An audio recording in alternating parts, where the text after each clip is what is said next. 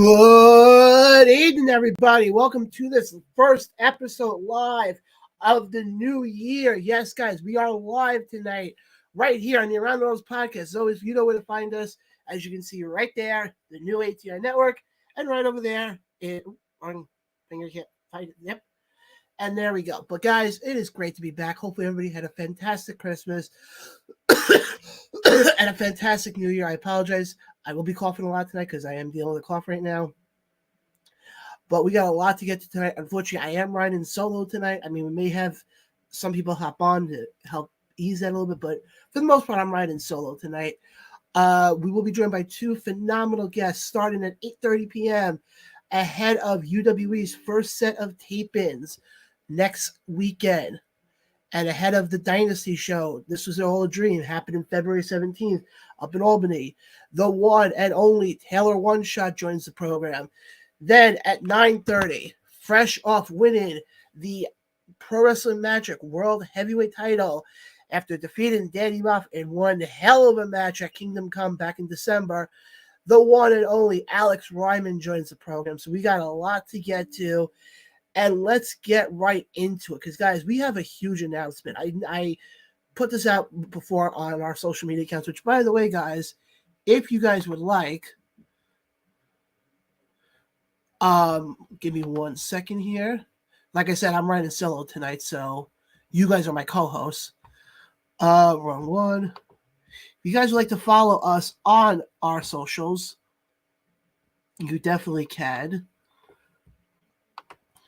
And that's where you can find us. We're on Twitter, we're on Instagram, and we're on Facebook. Just search for it that way, and you got it right there. Looks like we do got our first comment coming in from a friend of the show, Mark, who says, Ace got a show. Yep, that was announced a couple days ago. We'll have more about that in the weeks to come. But, yep, Ace is back. And like I said, guys, that's how you can find us. Or if you want to interact with us, you definitely can. But, guys, the big announcement that we had, I literally just got off the phone with this gentleman, and I can make this announcement right now. After various issues, not because of our own doing, we are back working again with Breed Combination Wrestling, as they are, as literally just got announced. And joining us next week is the promoter, Anthony Cole, ahead of a big announcement for our involvement with their show coming up on January 20th. So you're not going to want to miss that. Also coming up next week, we'll have Mariah Kamitsky. I'm probably butchering her last name, who is the backstage correspondent for Immortal Championship Wrestling. They're set to have their next show on February 10th up at St. Johnsville, which is already loaded up as it. But we'll get into that in the weeks to come. But guys, I want to get started now with what happened last night at Monday Night Raw, because obviously last night was day one, and it was, I mean, overall, yeah, Ryan is perfectly fine. He had other things going on tonight, so he won't, he might join later in the show, but right now it's just me riding solo. But Raw last night, I thought overall was okay. I thought there was a few interesting moments, and obviously the big one that everybody's talking about is they were teasing it last week that that they were going to have a ex World Heavyweight Champion make his return. And everybody was speculating, who was it going to be? People were saying Batista. People were saying Rocky. People were saying that it was who's who. And WWE almost trolled us a little bit, because all of a sudden they announced, Samantha Irvine's on, doing the ring announcing, as she always does a great job at. And she goes, and here's your ex-World Heavyweight Champion. And it's Jinder Mahal. And I was watching it live. I was watching it with my dad. And we both said it. The crowd died, because nobody was expecting Jinder. So Jinder comes out, does his little, anti-American spiel, because for some reason in WWE, if you're not American, you have to be anti-American for some reason. I have no idea. And all of a sudden, he's doing his spiel, and lo and behold, You hear the famous line, if you smell, Rock comes out, the place goes bananas. But it was what Rocky said at the end of his whole thing that's been causing a very interesting conversation, or conversation amongst the IWC. And that is when he said, after Jinder Mahal got out of the ring, Rock gets on the mic and goes, San Diego, I love you. Happy New Year. I got a question for you. And he goes into the whole thing.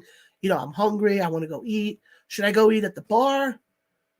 Should I go eat in the booth, the bar? And then he goes, then I notice also, and nobody else is bringing this up, which I find very surprising, you can tell the tone in his voice changed when he got to the last part, which was, whatchamacallit? Oh, when he made the comment about the head of the table. They teased it.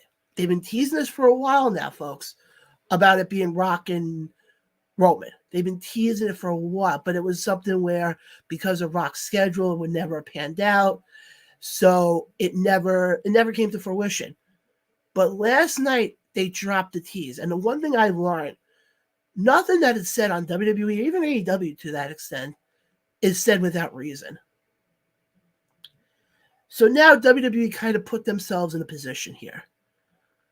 What do you do now? You got Rumble coming up the end of this month. You got Elimination Chamber in February down in Perth, Australia. Then you got Mania in Philly. Now you're bringing Rock in. Obviously, you're doing Rock Roman. You wouldn't have Rock come out and make the line he did if you weren't going to do the match at this point. So now here's the question I bring up to you guys. You're a hunter, you're creative. What the hell do you do now? Because now the whole conversation is basically now Cody's not going to finish the story, which I don't believe that. Because I still think you can still do this and you still can get Rock and Roman, and you still can get Cody and Roman at Mania. And I say that for this reason. Excuse me. Again, guys, apologize for the cough. It's been happening for a while now, so just bear with me on that one. But it's been reported that for a while that when WWE pitched the idea of having the Elimination Chamber down in Perth, Australia, the government of Perth wanted to, they had one request. And that one request was they would give money, as now I have a freaking, bear with me 1 second, folks.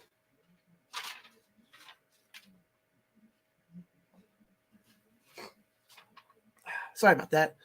But they basically said, okay, we'll bring Elimination Chamber down here. You guys have to get us Rock. So, but then because I've had a lot of people, I said this on a friend of mine's post about it, and somebody commented and said, and said, oh, something to the extent of they're not going to be Rock in. Just bear with me 1 second, folks. They're not going to bring Rock in for one night, for Elimination Chamber.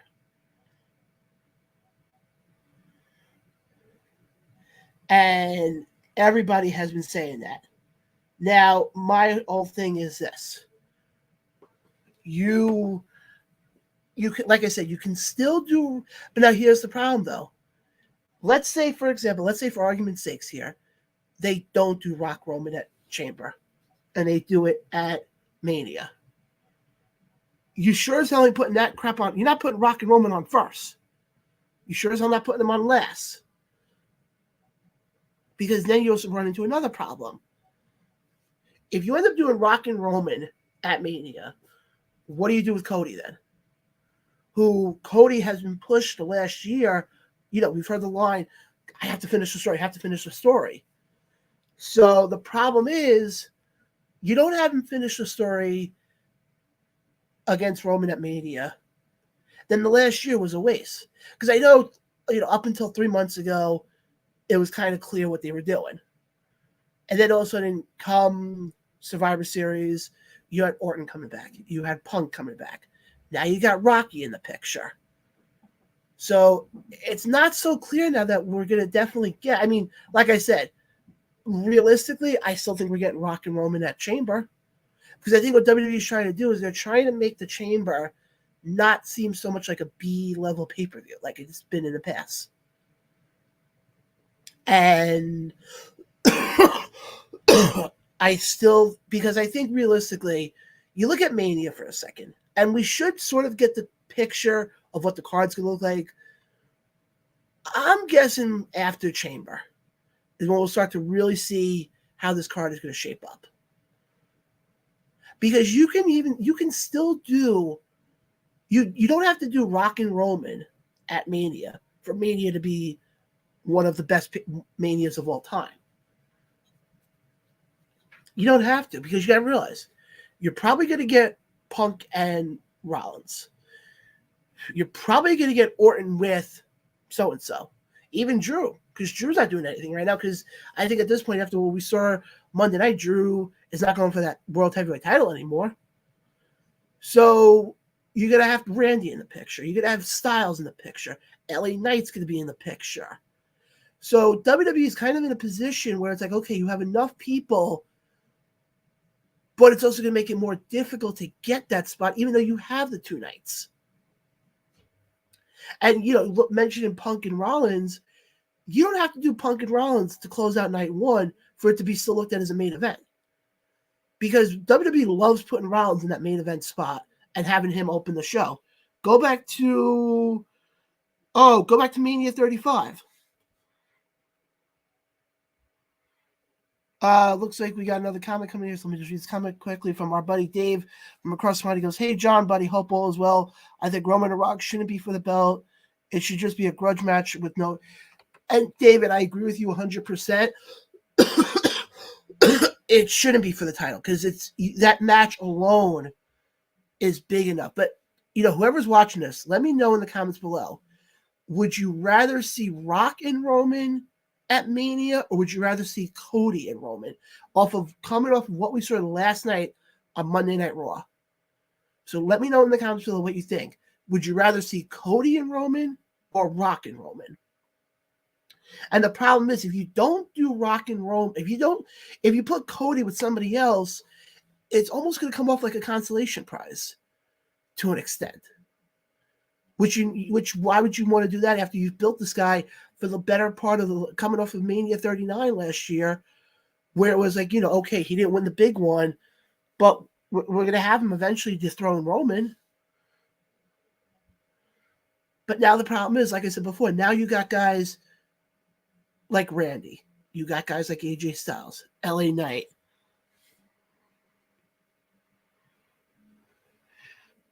Good friend of the show, Shayna, chimes in here and goes, "Cody Roman, I would love to see it again." Yep. Cody Roman, I would, because you have the story there already.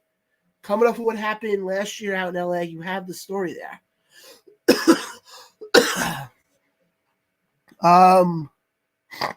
Yeah, yep. David also says he'd rather want to see Cody face Roman. But my thing is this, though. Would you bring Rock back just for the Chamber? Like, almost to the extent of, is the Chamber this year, because you're in Perth, Australia, and I think from what I read, supposedly, I think it holds like 60,000 people. Are they going to try to make, and it's a tough comparison, but you're going to see where I go with this in a second. Are they almost going to try to make the Perth show in February very similar to how they run a lot of the Saudi shows, as far as they're going to try to load it up with talent? Because I think WWE at this point doesn't need to do that. I mean, it's nice. It's nice that, I still remember for years where WWE was in the position where they had to bring in the part-timers. And yes, granted, story-wise, it works because it's been teased for the last 3 years of Rock and Roman. But you don't have to go so heavy with it, is what I'm trying to say. You don't have to go so big on, well, we got to bring Batista in. No, you don't have to. Which is a nice thing to have. Because like I said, I still remember go back from Mania 27 Try to think here. Go back 27, 28, 29, 30, 31. I think to like 34, 35. You had a part-timer in the main event every time. So it's definitely, it's nice to see that. But the big thing I look at it is like this. And I said this before and I'll say this again. If we don't get Cody and Roman, would you go? I mean, anything less than that, I said this before, is going to be a consolation prize to me. So to me, you're kind of putting yourself in a position here where you're going to piss off I can tell you right now, knowing the area they're going to be in April, come, with Philly, unless they have a good reasoning behind it and a good story behind it, if we don't get Cody and Roman, you're going to. But then I heard some people on the flip side said, can't you just do Cody and Roman in Perth at Elimination Chamber, and then you could do Rock and Roman at Mania?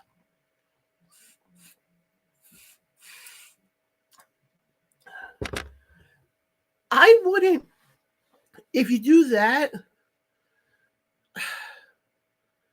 you're kind of playing off like, okay, we had to do this because Rock came back. And before everybody says anything, no, we're not getting Rock and Roman at Rumble at the end of this month. It's way too short. What is it? Today's only the 2nd. I think the Rumble's the 27th, I think. So I can't see it being at at the Rumble. I said it before and I stick to it. I think we're getting Rock and Roman at the Chamber.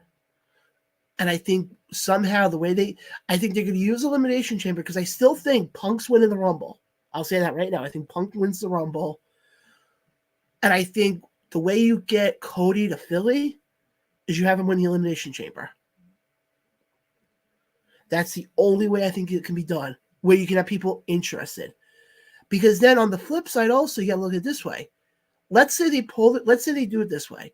Let's say they pull the trigger and we don't get Cody and Roman because of the fact it's 25 other people. And all of a sudden, we don't end up getting Cody and Roman till Backlash France. Would you trust Cody knowing that after they've built him up for the last year in the way they have, that all of a sudden they're sort of gonna take the gap, their foot off the pedal with him?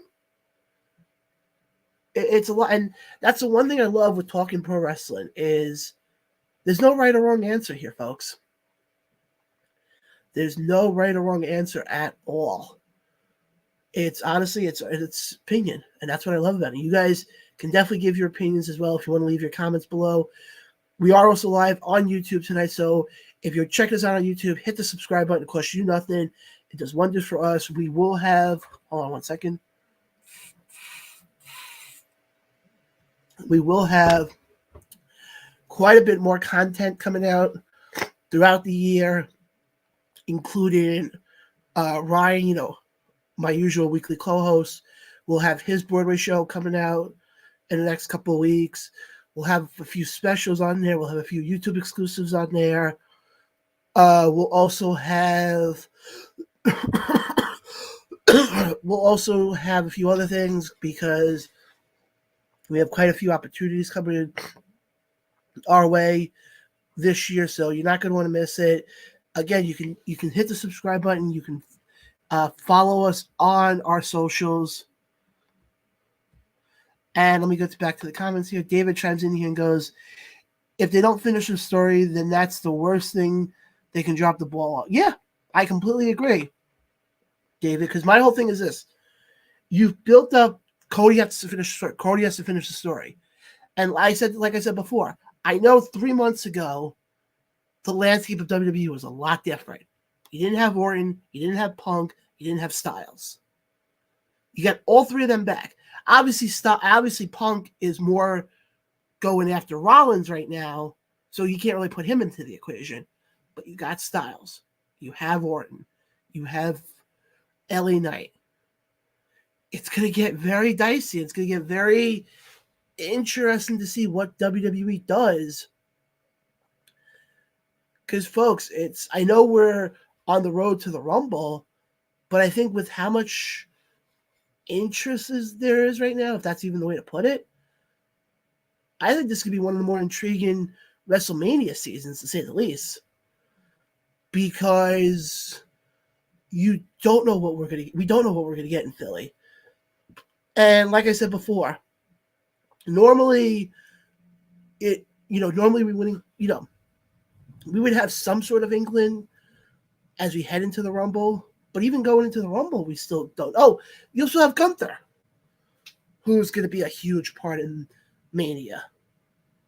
So it's going to be very interesting to see how the next couple of months play out till we get to Philly the beginning of April. It's going to get real. Honestly, it's going to make must-watch TV. Do I think WWE's going to pull in the ratings like they did back in the 90s in the next couple of weeks? No, not necessarily. But you sure as hell ain't going to want to miss a Monday Night Raw or SmackDown, or hell, even NXT at this point. You're not going to want to miss any of the three shows, because A, you don't know who's going to show up. B, you don't know what direction. I mean, WWE knows what direction, but the fans have no idea, which is a great thing because you don't have that clear cut. Yeah, and like I said before, and I'm going to reiterate this again. 3 months ago, when we were sitting here, we were saying, "Oh, in Philly, come April, we're getting Cody and Roman. There's no ifs, ands, or buts." But coming off of last night, after what's been going on with Orton, what's been going on with Styles, LA Knight, it's a much. This is WWE that I don't think anybody is coming, to be honest. Guys, I also want to make a mention in about 10 minutes or so. Independent sensation Taylor Oneshot will be joining the program, as she will be a part of the first set of tapings for UWE, and she will also be a part of the upcoming Dynasty show. This is all a dream. So we'll definitely, I definitely want to talk to her. The big thing I want to talk to her about, especially when it comes to Dynasty, is the storyline they've been doing with her, with the ref, and that she ends up attacking. Because I remember at the first show, it was Adina Steele versus Tiara James, and she attacked Adina Steele right after the match. And then fast forward to the last show they did to close out 2023, and she ends up attacking Christina Marie. So I'm very intrigued about this whole angle, and I think there's going to be a lot more to come out with that as we get into the new year, and as Dynasty continues to grow, folks. Because, like I said, Dynasty's only done 2 shows since they've come back. And I remember, I'll say this right now, I didn't get a chance to go to the second Dynasty show. But I'm definitely going to make an appointment to go to the one on February 17th. So, and we'll have a lot more of the Dynasty talent coming on in the weeks to come, including owner Chris Envy, probably have backstage correspondent Billy coming back on. We'll have a few others chiming in here over the next couple of weeks as we get closer to the upcoming Dynasty show. And on the flip side, also we'll have a lot of people coming back for Immortal. As like I said before, they're set to have their next show on February 10th called Mortal Kombat 5, I think. If somebody from Immortal's watching this, please let me know, because I just drew a blank there for a second. David chimes in here. I want to get back into this. And says LA Knight should definitely be put.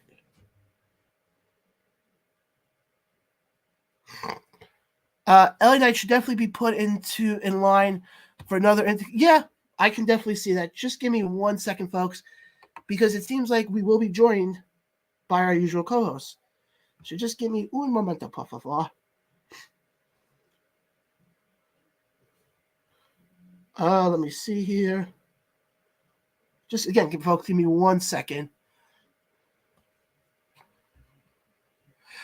I think with LA Knight, I think the problem is, Yeah, it's what they're going to do with Gunther, because I heard Sam Roberts actually made a big thing about this, where he figures that we can possibly get Gunther and whatchamacallit. Gunther and what's his face? Roman at Bash at Berlin, title for title, which would definitely make things interesting. And again, I mean, I've said this before on this program. I'm a huge fan of what they've done with Gunther. Huge fan. Because he's made the IC title mean something. He has made the IC title. I mean, last time I remember that title being worthy, you got to go back to when Dolph and Miz had their exchange. Back in 2016, I think it was. 2016 or 2015. I don't remember when.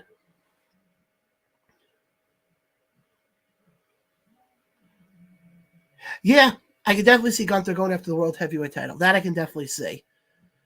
Honestly, David, let me ask you this. How would you feel about Gunther and Punk coming out of Mania for the World Heavyweight title? I think that would be a phenomenal. I mean, granted, if that's the way WWE's going, which I definitely think is the way they're going, but I definitely love to see Punk, because I still think coming out of Mania, I think I can be certain about the fact that I think Punk drops the belt. I definitely think Rollins drops the belt coming out of Mania. But I think when you look at when you look at Punk, when you look at what you can do with Punk coming out of Mania, I definitely love for it to be freaking Gunther, and finally give Gunther that main event run. Because let's be honest here for a second. Obviously, Da Vinci is going to be out for a while. He's concussed, so I don't think we're going to get full Imperium. So honestly, I mean, I'm not saying break up Imperium, but let Kaiser go on a singles run for a bit. Let Gunther go on a singles run. I mean, Gunther's kind of been on a singles run, but let Kaiser go on his own run for a while. I'm not saying to break them up, but I'm saying just let them go, kind of go their separate ways, but realize that they can always come back together. And again, guys, in about 3 minutes, Taylor Oneshot will be joining us. And like I said, it's good. I'm actually looking forward to that interview. And then, like I said, at the bottom of hour number 2, Alex Reiman from Pro Wrestling Magic joins us after he defeated Danny Moff in one hell of a match, which you can definitely go back and watch. Go to iwtv.com. Again, I could be wrong on this, so if I'm wrong, I apologize. But I think if you sign up using code MAGIC, you save $10. I think. Steve Off, if you're watching this, let me know. But again, guys, you're not going to want to miss that. And like I said, we got some other stuff sprinkled in. But as far as yeah, David, I think Punk and Gunther coming out of Mania, I think this is the way you got to go. Especially the first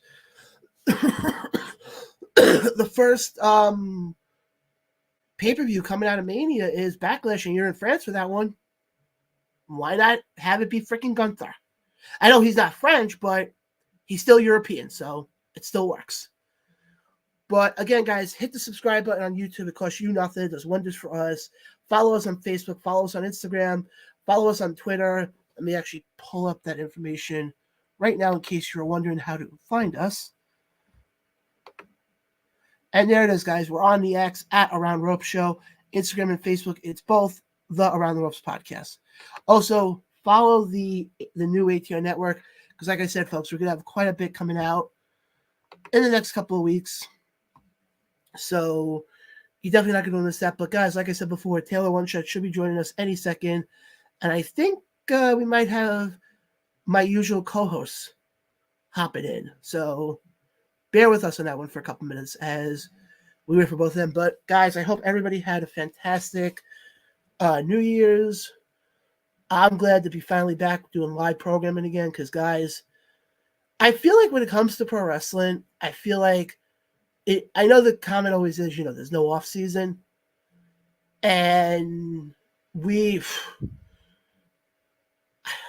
there's a chance we may have to do the show twice a week now because there's just so much to talk about. And and here's the funny thing. I know a lot of stuff we talk about is mainly WWE and AEW. You got New Japan coming up. We got Wrestle Kingdom coming up in a couple, I think the end of actually this week, I think. So it's definitely going to be a lot of stuff coming out, and that's what makes this show so much fun. We're never going to not have a topic to talk about. That's probably the nicest way I can put it. We're always going to have something to talk about. But, guys, again, just waiting for Taylor to join us, and I think Ryan as well will be joining us. So, again, guys, let me actually dive into UWE for a hot second here before Taylor joins us. And I actually want to pull up what they have coming up on January 13th because it's looking pretty damn good, to say the least. Hold on. Here we go. I actually have the code. Actually, do want to make a quick mention. Speaking about UWE, Immortal Championship Wrestling announced some awards today, and Breakout Star of the Year happened to be UWE's own Brother Jonas. So, Brother Jonas, if you're watching this, congratulations, my friend. But as far as the card for the UWE show coming up on the 13th, it's going to be a lot. We'll have, I don't know if this match is still happening because changes, but backstage correspondent will be your friend and our friend Billy. Scott Stomper takes on Fox Vineyard. Bobby Bates will be in action. And Taylor Oneshot takes on the aforementioned Brother Jonas. So it's going to be a lot of,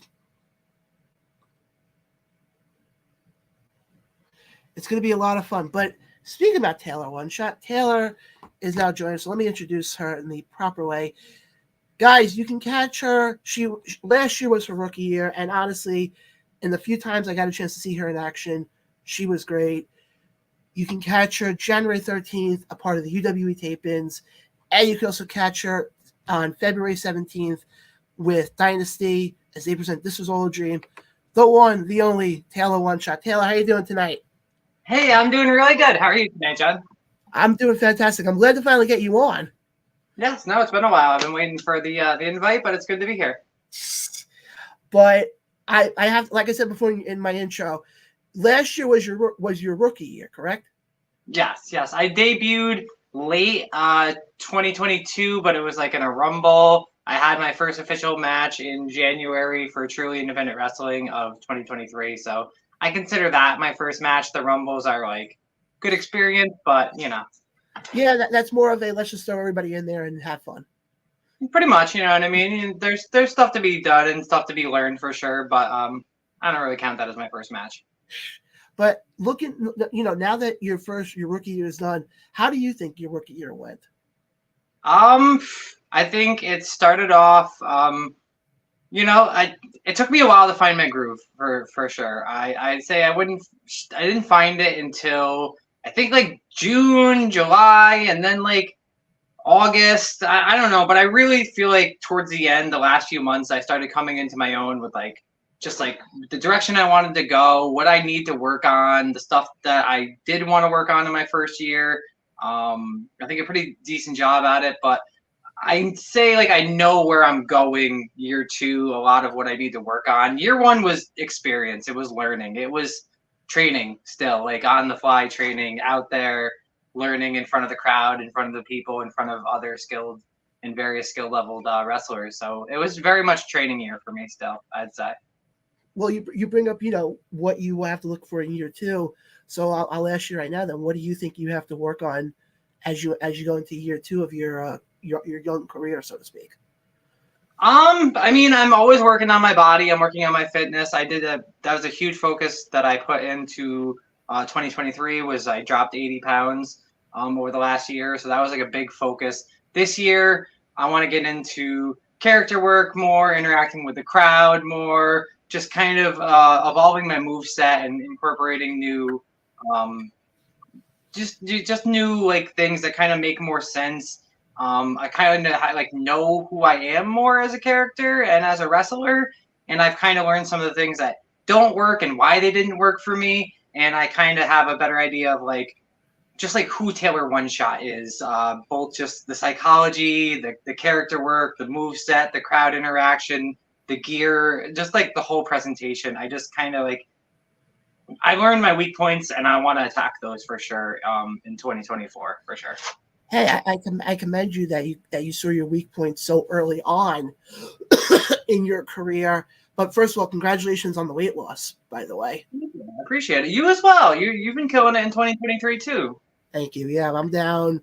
I think at last I checked, I'm down 70 pounds now.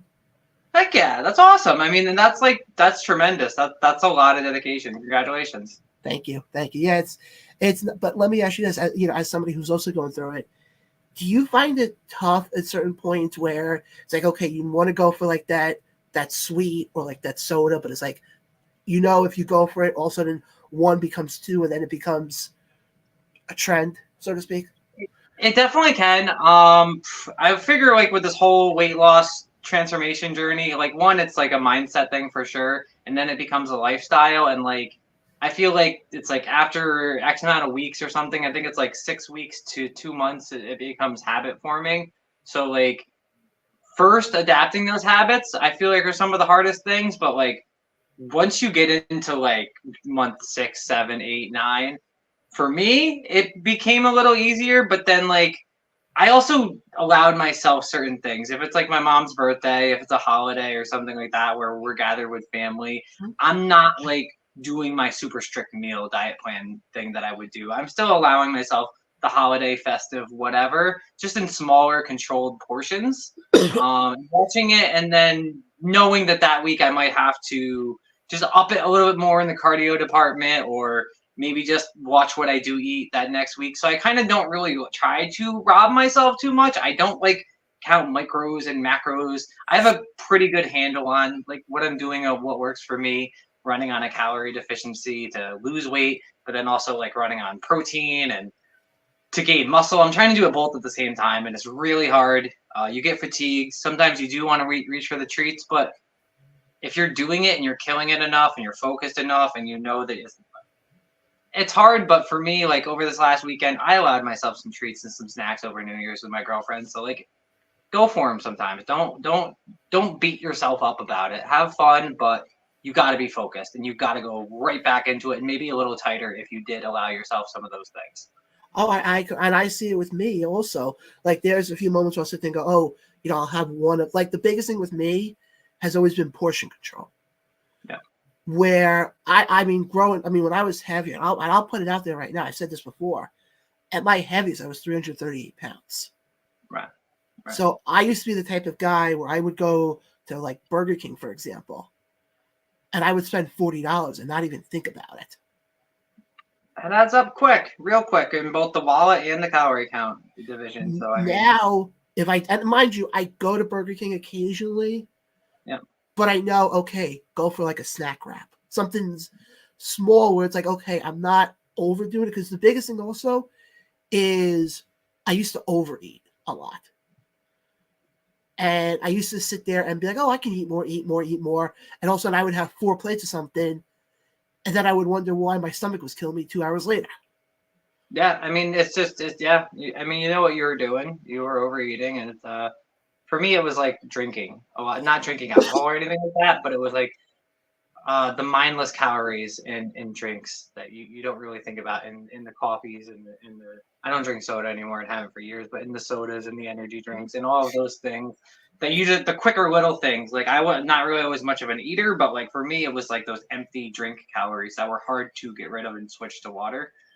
I don't know. Now I'm kind of like too fitness crazy where I eat like I fast until like 3 or 4 in the afternoon. I go home. I make like a 3-4 egg omelet with some cheese and some low sodium turkey bacon. That's like my big meal in a day. Maybe some avocado in there or something, or some greens mixed in there.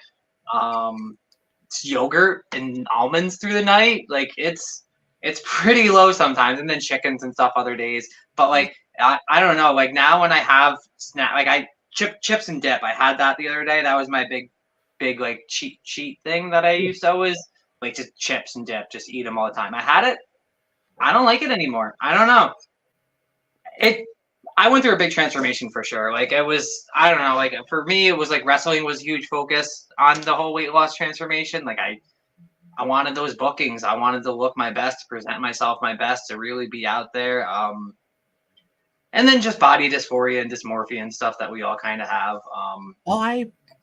I totally see where you're coming from, because like I also look in the mirror sometimes now, and like even like I'll post pictures. I mean, you've seen them, the ones I post on Facebook sometimes, where it's like a before and after, and I've had some people who look at me and go, "It's not the same person." Yeah, and I go, "No, that is the same person. That was me at one point." But you do in that become a different version of yourself. You do become a different person. You become more positive. You become more energetic. You are willing to do more things sometimes. So like you do become a different person to some regards, for sure. And that's the biggest thing. Last thing about the fitness stuff, then we'll get back into the rest. Yeah. I was gonna say we're not doing a fitness podcast, but no. You know. When you're in the gym, what is on Taylor's playlist? What do you have playing when you're in the gym? I'm the worst example for that, because I am no playlist. I don't run music. I literally am the world around me. And I am in thoughts. It's everybody else is like AirPod, or you know what I mean? They got the music. No, I just like am so hyper focused. I'll go on the stairs, put it on a 14 and just go for like 20 minutes, a half an hour. Go to at night and I just do like weights and core with one of my best friends and stuff, and we just kill core for like 2 hours. Some nights is leg night, back night, shoulder night, arm night. I mean, but yeah, no, I like to focus on it. I don't know. I'm weird like that. No, it's all good. But yeah, I definitely want to get back into the wrestling, because you have some some big stuff coming up right now, including next weekend, actually. UWE. Yeah. No, yeah, it's UWE's first episodic taping for their new series that they're going to be running, and I was pretty pumped to be like one of the first names announced in that, and I'm wrestling Brother Jonas. As a character, Brother Jonas, you know what I mean? I don't necessarily agree with him. He's too good times. I don't really like hippies too much, but the man behind Brother Jonas is a really solid dude, and I can't wait to work him in the ring and just like see what we can create together. Well, I was actually gonna ask you, because I'll actually be up there for that. Oh, heck yeah. I will, because I'll be doing I'll be doing our show live that day. Oh, cool. Cool, that should be fun. I know. So then we'll have like you and Billy, and we'll have some backstage personalities. That'll be fun. Heck yeah. Oh yeah, it's gonna definitely be fun, and believe me, it'll be first time this year being back upstate. Nice. I've never been to UEW, but I'm excited to see the facility. I like what they're doing there. They're run by some pretty good people there. They have some pretty good students that I've met at Immortal and Dynasty and various events over the Capital District. And I'm really excited to go up there with Fox and to challenge them and to see what they're doing up there and to be a part of that whole thing in the first episode. There's going to be some other matches going on too that haven't been announced yet, so I'm excited about those as well. It's going to be a lot of fun, and I can't wait to, like I said, challenge Brother Jonas, check out what's going on at UEW, and just have fun. Oh, like I said, I always have a fun time up there. But when it came to this whole thing, because like you made a point, you were one of the first names announced. Was it they brought you in, or you reached out to Craig? How did you become a part of this show? I mean, so they were basically looking for people for the taping, and I know a bunch of the people up there. I like through Facebook have been like interacting with their page, and Craig has been interacting with my page, and vice versa. I don't remember who shot the first message, but either way, I got a part of it. I got my buddy a part of it too, and I'm excited to to be there and to be a part of it. It's pretty cool because I wasn't a student there, so to be a part of it is pretty cool. It's another promotion on the bracket there, and but more importantly, I do want to check out their students, check out the facility, because it is a place that I want to look into going to just keep my reps up, to because that is something that I want to do going forward in 2024, is just visit more schools, check out like what they do, how they teach, how they train, pick up some different things from various trainers, as many as I can. Really, that's something I want to do. So I want to check that out, and anyone who is an aspiring wrestler, it's a great place to go to, from what I hear and what I see. So check it. Oh, I especially I see a lot of them at Immortal. Yeah. For Yeah, I mean, they have a lot of good opportunities. If you go to UEW, it seems like you have some connections into Immortal that you can get there through, obviously, with the trainer. Yeah, no, definitely it is. It's definitely. I mean, like I said, folks, if you definitely go check out UWE, they're on Facebook. Upstate Wrestling Entertainment, I think, is the actual name for it. We're so used to the acronyms, but yes, Upstate Wrestling Entertainment is so. But definitely go give them a like, go give them a follow. Nobody, anybody who's going to be a part of the show, obviously, like yourself, I'll be there. I think Wrestle Fandom's going to be there. So it's going to be fun to be up there. It's going to be a lot of fun. But the other big show that you've become, or I wouldn't say big show, but the other company you become very much a part of is Dynasty. Yes. No, the Dynasty just kind of came back. They were on, as many other places were with COVID and stuff like that. But the Dynasty's come back for a few shows now. They did one, I think, last year. That I wasn't a part of that one or whatever. I think I was at Roll to Hurt or something that night. But they've run their last two shows back to back. One at Empire Live in Albany, and the other one was where was it? Amsterdam? Amsterdam, yeah. I know. I was at the first one. Okay. The production quality for the they were both really good, and they were just different feels and different vibes for sure. But going back to Empire Live is going to be really good.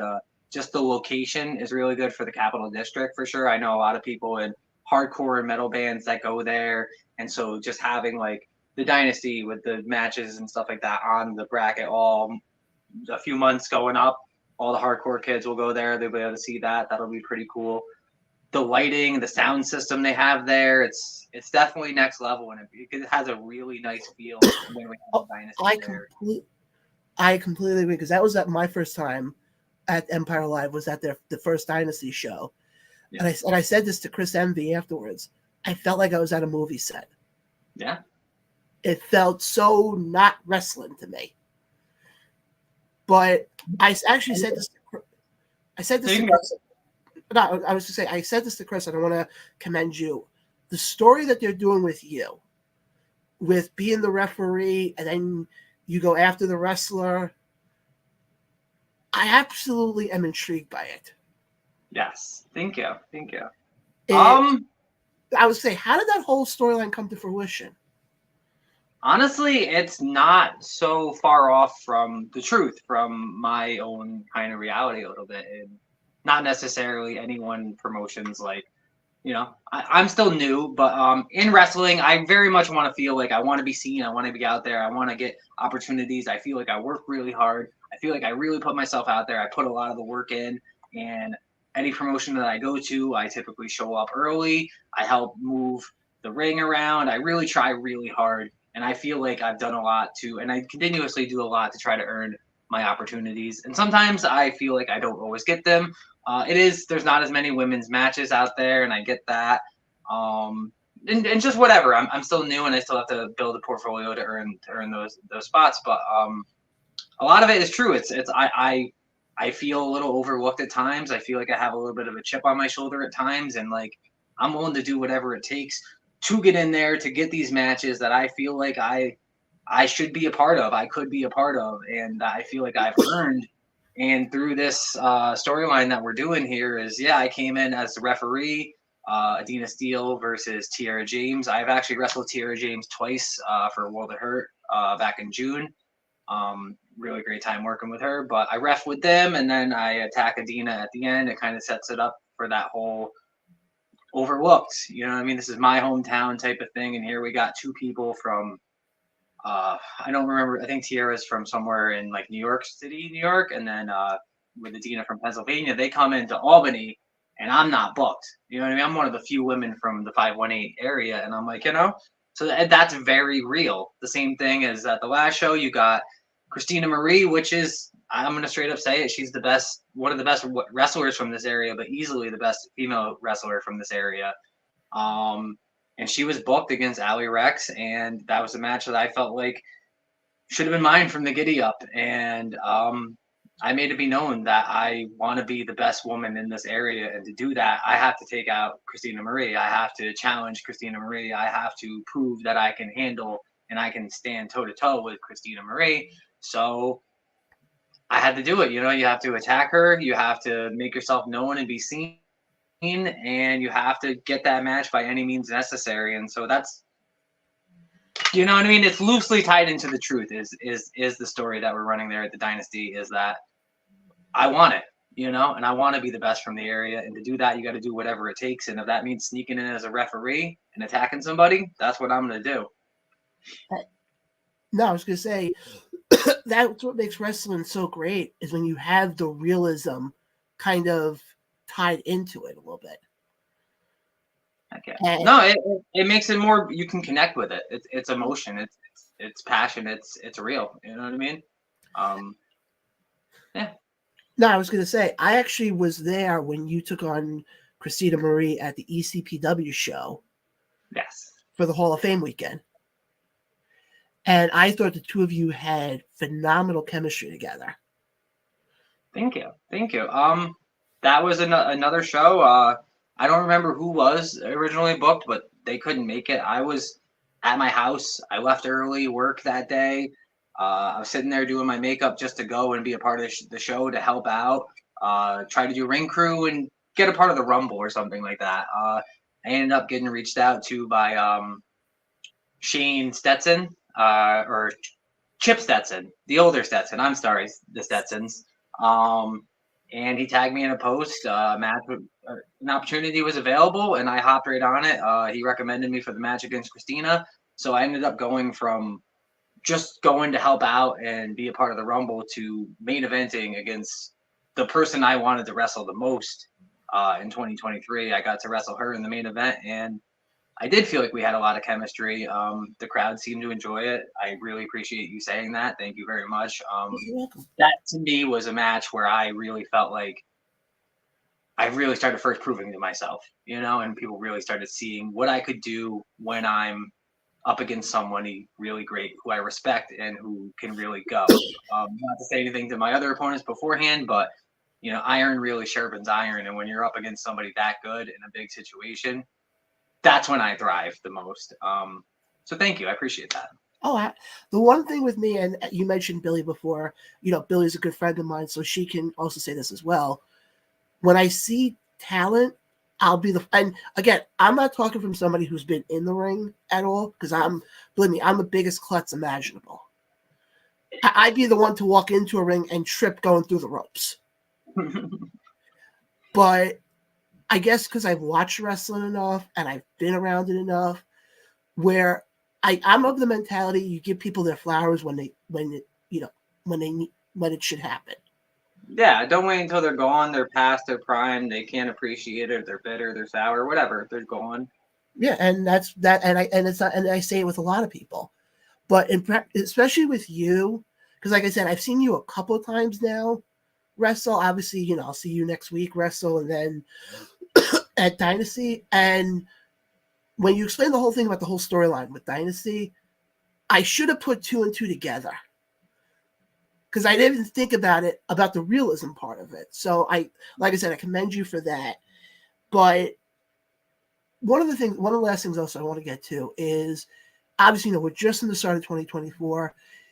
Are there any women wrestlers in the Northeast or even the country as a whole that you have your eyes on that, okay, this is somebody I want to face come 2024? There's a bunch. There's a bunch. Last year, I put out 2 names that I wanted to wrestle. I got to wrestle one of them twice, which was Christina, and another one I got to work with but not against, and that was Adina Steele. So I still want to wrestle Adina Steele and get that match because she is one of the best out there in the Northeast for sure. I want to wrestle someone new, or she had a phenomenal rookie year, which is Gabby Forza from Creative Pro. I had a chance to meet her. I went down to the it was the MJF versus Leo Sparrow show down there. I got to be a part of like a lumberjack match or whatever.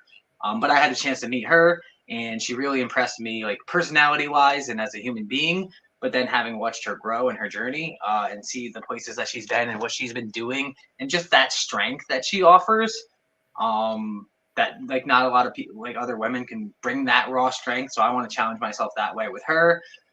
I would like to wrestle Mother Endless again. I had a great time wrestling against her. She's always all around the country. I had so many names in my head, and then when you're actually throwing it against me right now, shoot, I'm caught a little off guard.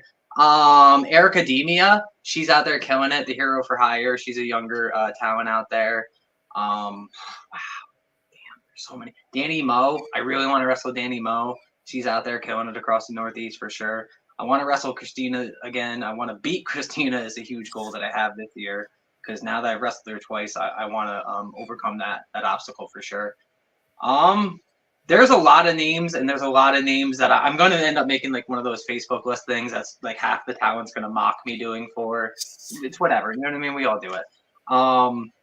So I'll end up getting that list more thorough, but I literally had it right in front of me. But for sure, those names, even Soraya Saber is out there killing it. So many great female talent that really need more opportunities out there, and that I want to have an opportunity to face for sure. Sunny Kiss, God damn, too many talents. Well, that's Chris Envy, book them, make it happen. Dynasty. Oh yeah. Well, the funny thing is, you mentioned about Gabby Forza, and actually, my co-host is actually the ring announcer for Creative Pro. Oh, Ryan, right? And actually, I'm bringing him in right now. Oh, hey. Howdy. Yeah. Hey. Heck yeah. But Ryan, I would say you can talk to the upper masses of Creative Pro, right? I could try. I can definitely try. Yeah. No promises. You know what I mean? Whatever. But yeah, no. Gabby is someone I want to wrestle. She's out there killing it. Yeah, and then just 2 strong women going at it. You don't always get to see that all the time. So that's no matter where, when, where, across any promotion. I definitely want to face her. She's high up on my list. Taylor, it just worked out so perfect when you said that. All of a sudden, Ryan joined the room. I'm like, oh, this is too perfect. But Ryan, do you have any questions for Taylor? Hey, yo. No, John, you've been on a roll. I'm just sitting back enjoying. I'm good right now. But Taylor, before we let you go, anything you like to promote that you have upcoming? In addition to UWE and Dynasty coming up.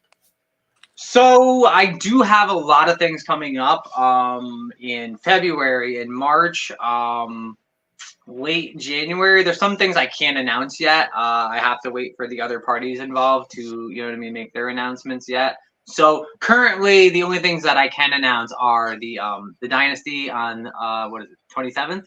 17th.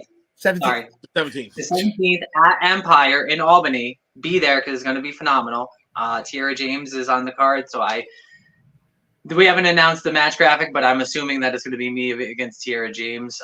We had 2 great matches in Vermont for World of Hurt, so that, and then me against Brother Jonas at Upstate Wrestling Entertainment. It's going to be phenomenal. We're going to get in some other matches. Again, I can't announce those yet. Oh, I hate when it's like you can't announce the things quite yet because my hands are tied, but really big things coming, and I'm super excited, and I feel like I've really earned them, and I can't wait. I can't. Really positive.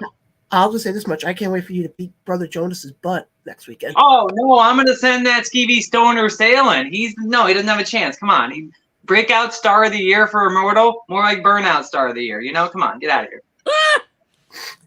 But Taylor, I appreciate you coming on tonight. You always have the door open. Anytime you like to come back on, you're more than welcome. I appreciate it, and Happy New Year's, guys. Happy New Year to you as well. Happy New Year to you too. And I will see you next weekend up at UWE.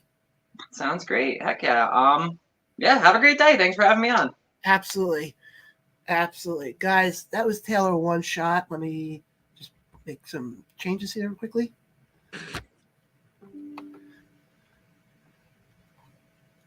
Ryan, welcome to the show. How you doing? Oh, good. Fantastic right now. Great. Now I'm coughing my head off. But how was your New Year's, Christmas, all that stuff? From what I remember, it was great. But hold on, I'm trying to see something here because I'm trying to make sure. Guys, we will be joined at 9:30 by what's his face? Whatchamacallit? Shit, I'm trying to blank now. Hold on. Don't you mean the new Pro Wrestling Magic heavyweight champion, Alex Reiman? Yes, who actually is looking forward to talking to you.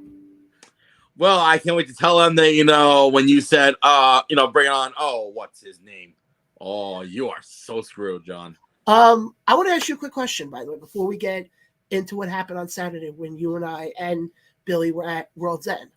Yes. Iron Claw. I loved it. I want to get your opinion on it. I loved the movie. I really did, because obviously, as wrestling fans, we know the story of the Von Erichs. Like, we know what happened with them and the whole 9 yards and whatnot. But the fact that they went so in depth with a lot of the stuff, I think they actually did a really phenomenal job. First of all, Zac Efron, holy fucking is that guy built like a brick? Seriously, wow. Yeah, no, that I agree on. Talk about commitment to the role.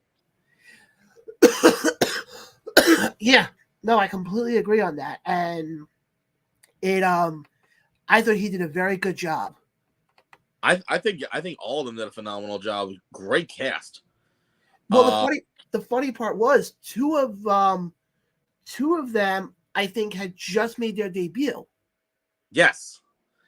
Yeah, which I think played I'm horrible with the names, but it was the one that had the shoulder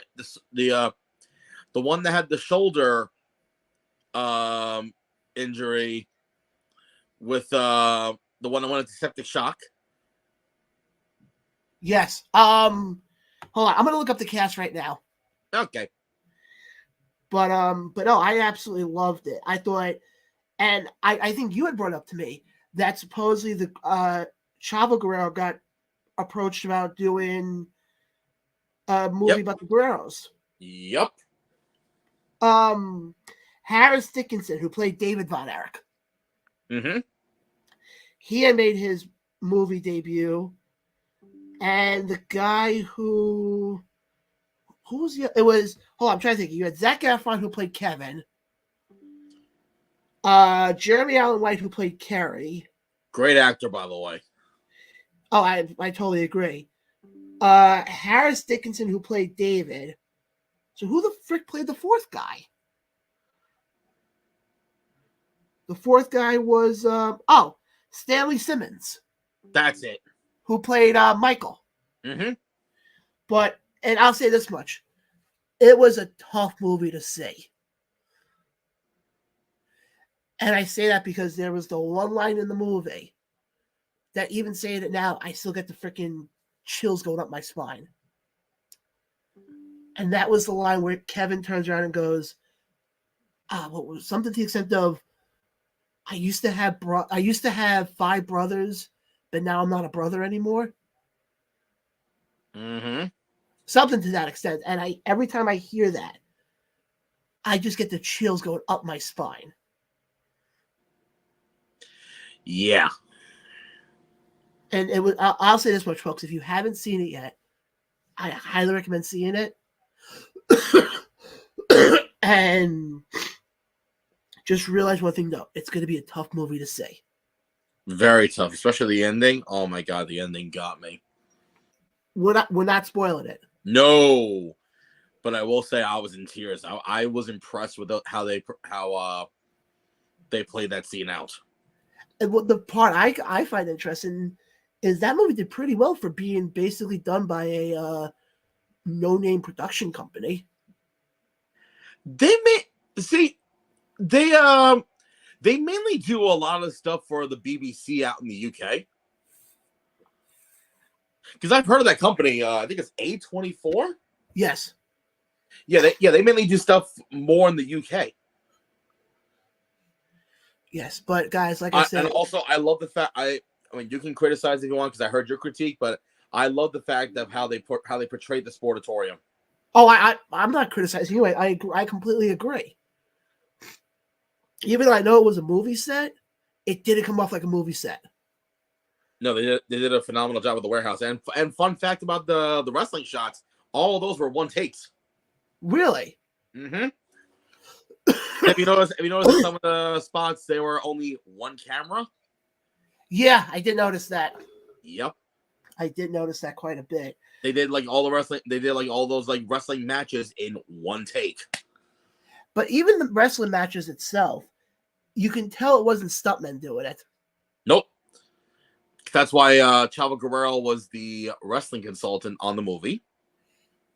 It really shows you, by the way, how big Chavo has gotten, that any wrestling movie out there, he becomes a wrestling consultant.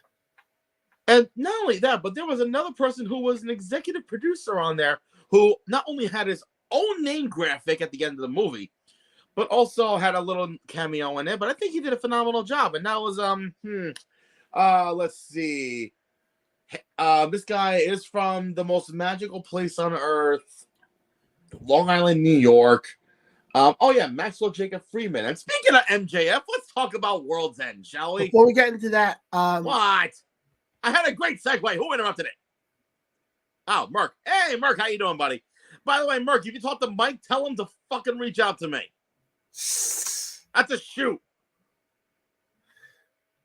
But yeah, speaking of Maxwell Jacob Freeman, let's talk about World's End, shall we? Because myself, you, and another good friend of ours, Billy, all made the trip to the Nassau Coliseum. It's NYCB Live at Nassau Veterans Memorial Coliseum. Nassau Coliseum. Let's call it what it is.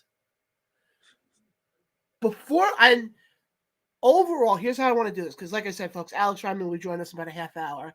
And by the way, Alex Reiman is very hyped to come on tonight. Especially they just dropped the graphic of who he's facing the 27th. Who's he facing? Dustin Waller. Oh, God. And I said it to him. I go, perfect timing. Oh, yes. But before we get into Alex, looking at it, obviously from 30,000 feet above, because I feel like we were 30,000 feet above. Not 30,000, but go on. Overall thoughts on the pay-per-view as a whole. What do you think?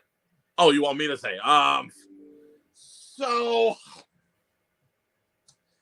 first of all, their first pay-per-view on Long Island, and they sold out. I give them tons of credit. I think it was 10,000 they sold. Well, hold on. They claim sold, but there were some schmucks who weren't sitting in the right seats. You were also in that boat as well towards the end. Towards the end, yeah, but at least I sat in my seat for the first couple matches until I got a fucking solar eclipse blocking me. But yeah, what do you think of the pay-per-view as a whole? So, for the pre-show, I was so pissed that I had to, go in, halfway through two of my girls, Willow Nightingale and Chris Statlander, because, we had to wait for people. But they weren't late. No, I know. I wasn't referring to them, wasn't referring to them. I was referring to the person who went to the wrong Marriott. Oh well, you know that's Eddie. Hi, Eddie. Hi, Eddie. So, yes, Eddie, it is myself and Twinkle Toes. So, I see him at work tomorrow. I'm going to hit him over the back of the head. folks, make sure to use the hashtag Twinkle Toes for John Blaine. So, moving on.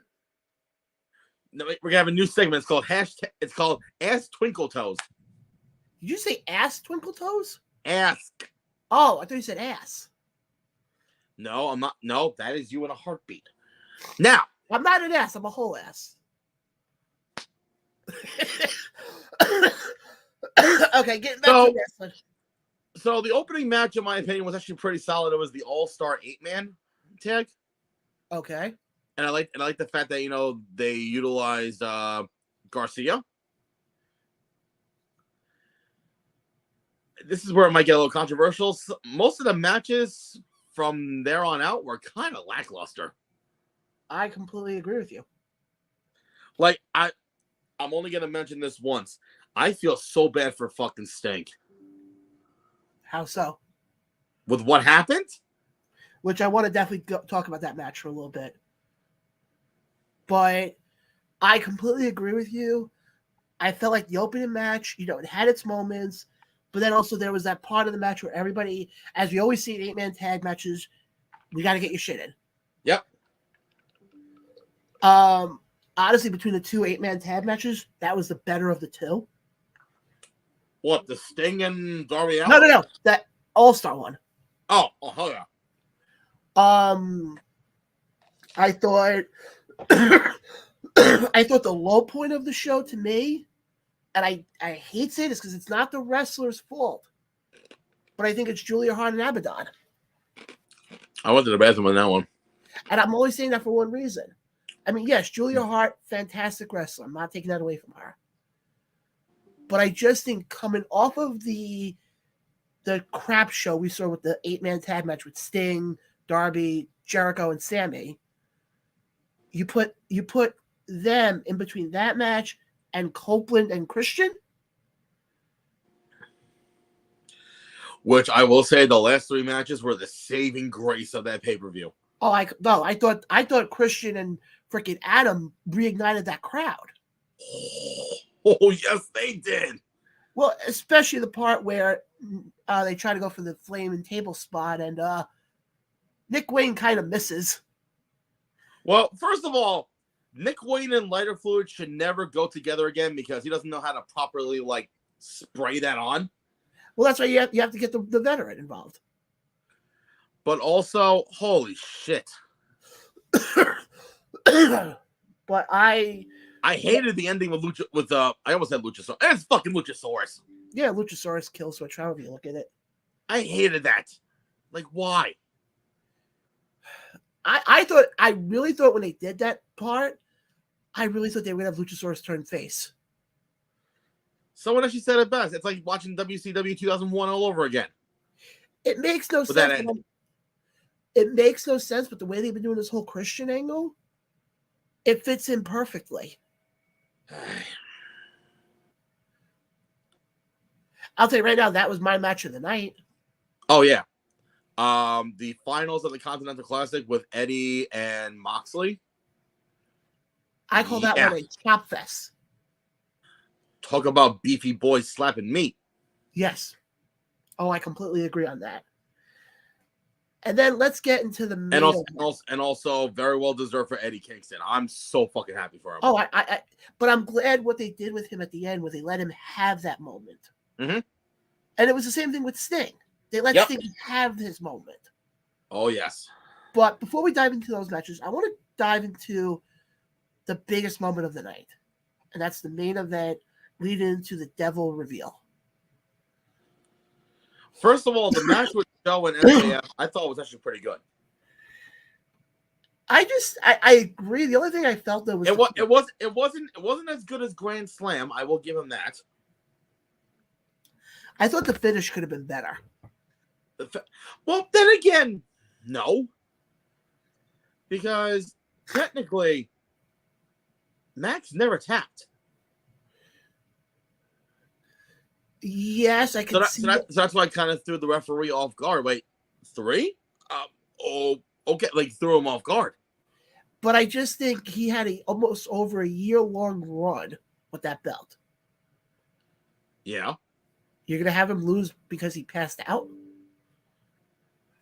Well, considering, Max was dealing with some injuries along the way, too.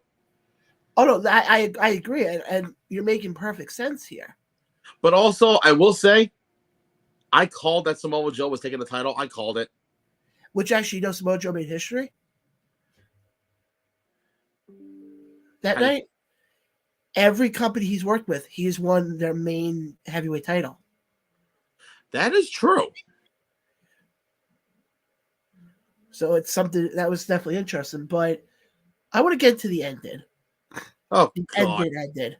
Well, first of all, we kind of knew something was going to happen when Adam Cole showed up. Well, that's where I want to kind of start. If they would have done, I think you had said this actually after the show, and I heard a few other people say this. Had they had Cole come out afterwards, it would have made, I think it would have had a bigger pop. Had a hell of a lot more sense. But when also he came out, he was in all black. I was like, okay, there we go.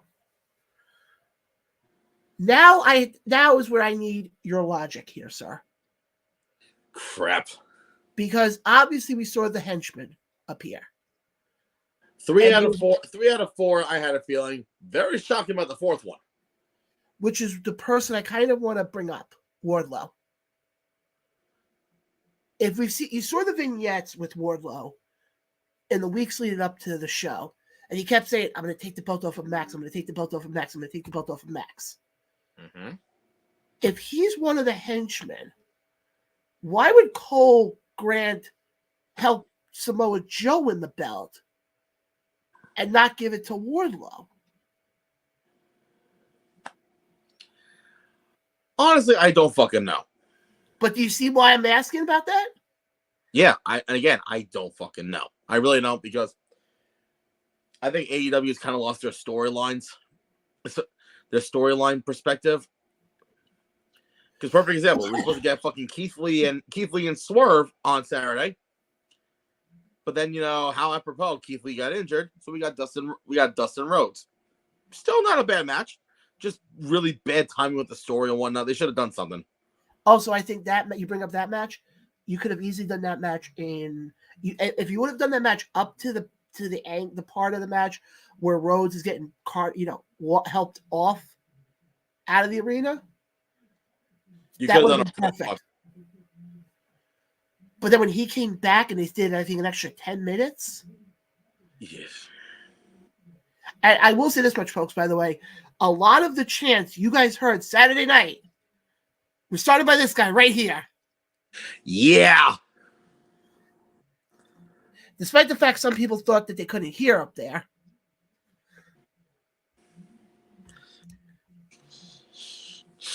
Yeah. But they heard my big mouth. Again, you big mouth? No. What are you talking about? Especially where in the beginning of Adam and Christian, I was pretty much yelling Father of the Year.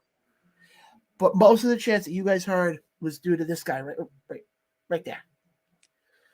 Yeah. But I just think, to me, I'll say this right now, it was not one of AEW's better pay-per-views overall. Because you didn't have that moment. To be honest with you, I forgot most of that pay-per-view come Monday. And it's not because also there was a lot of matches. The one thing I don't understand, and I understand Tony Khan wants to get the most investment in for the ticket buyers, the most reward, so to speak, I guess is the better way to put it. But you could have trimmed that show down quite a bit. Well, you know what? You know why there were so many matches, right? Why? It was Saturday night, and some of those matches were technically really meant for a collision, but pay-per-view was on a Saturday, so they decided, we'll do a glorified collision. Like easily. No disrespect. You could have done Julia and Abbott on a Collision. You could have done fucking Andrade and Miro on Collision. You could have done the whole thing with Dustin and Swerve on Collision. You see my point that I'm getting at here? No, I completely agree. And that to me is, you. Like I said, you could have. I will say this much, show. The fact we got to see Swerve and people got a chance to see you and I try to do the Swerve dance. That was funny. But the one thing I will say, though. And of course, you know, my big mouth, you know, where I was starting the slow claps and shit. All I'll say is the guys behind us were hysterical. Actually, that was your first time actually ever being at a show with me. In that perspective, yes. Oh, dude. Interesting first experience, right? No, well, do you consider indie wrestling the same thing? No. Okay, then no. Yeah, that was the first. Because indie wrestling, that's, you know, but then again, you know, as you know, some people might say, you know, this is a little bit of an ego trip. That's a shoot, by the way, what I'm about to say. And I don't care if I get in trouble. I don't give a shit. Apparently, I was trying so hard to be in fucking incognito fucking Saturday night, and I had about 25, 30 people come up to me and grab like selfies and shit with me. I had one that found me in the bathroom. I'm like, well, get the fuck away from me. I'm taking a piss. You should have charged. Had I known to be that many people, yeah, I should have. $5 a photo.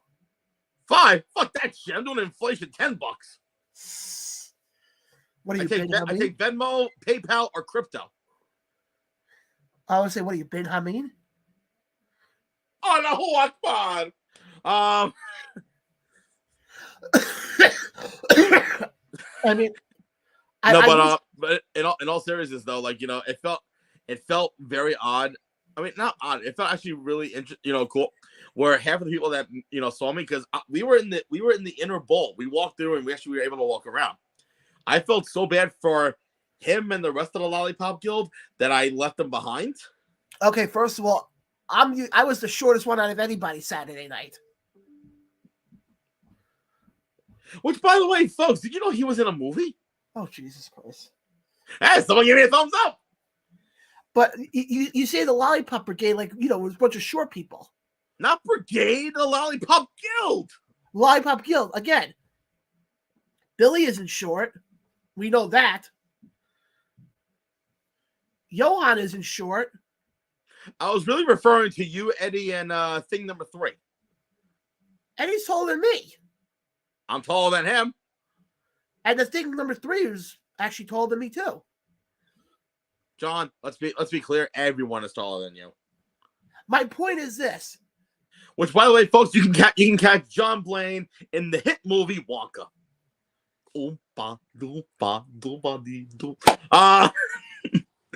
Ass. But as John just froze. Oh, excuse me, that was a bad burp. But yeah, no, it's StreamYard. What do you expect? 2023. You sound like a fucking sheep there. But anyway, but no, again, it actually felt very like interesting that people actually recognize me, not in my attire. I actually heard someone yell "sexy Ryan" from one of the sections. I'm like, fuck, who is that? Hey, dude, like I said, I was very happy when all of a sudden I remember because you were the line leader that night. Well, yeah, because, you know, you don't know your way around, you know, massive venues like I do. Because the last time I was there was when they did the All Women's show. Yeah, that was the last time I was there too, asshole. Man, I'm sorry then. What do you want? I'm me. Yes, we know. You're the problem. It's you. Okay, T Swifty. I got a story for you later. So. Oh, shit. Oh, yeah. So. But all in all, I agree. This wasn't like one of their better pay-per-views, honestly. If I'm going to be straightforward, I had more of a fight to the fallen type of vibe on this card. Honestly, I'll go a step further. You could have done this as an episode of Dynamite. But from what I heard, apparently the pay-per-view values were like 135,000. Now here's my next question. How big is this Dynamite tomorrow night going to be? It better be fucking huge because first of all, you're in Newark, New Jersey. Oh, great. What? Apparently now I'm being demanded to come to Shotgun Thursday. Hey, listen. Is that Randy from Yeah. Hi, Randy.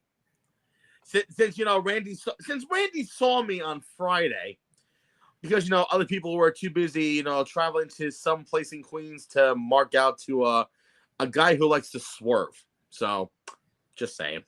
Okay, but on the flip side, it was the guy who Swerve's manager who got us the ticket. So, shushy. But at the same time, I told you about WrestlePro for months and months and months, but no, you decided to go to other places. Hold on.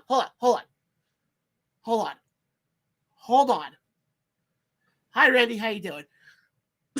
Ryan.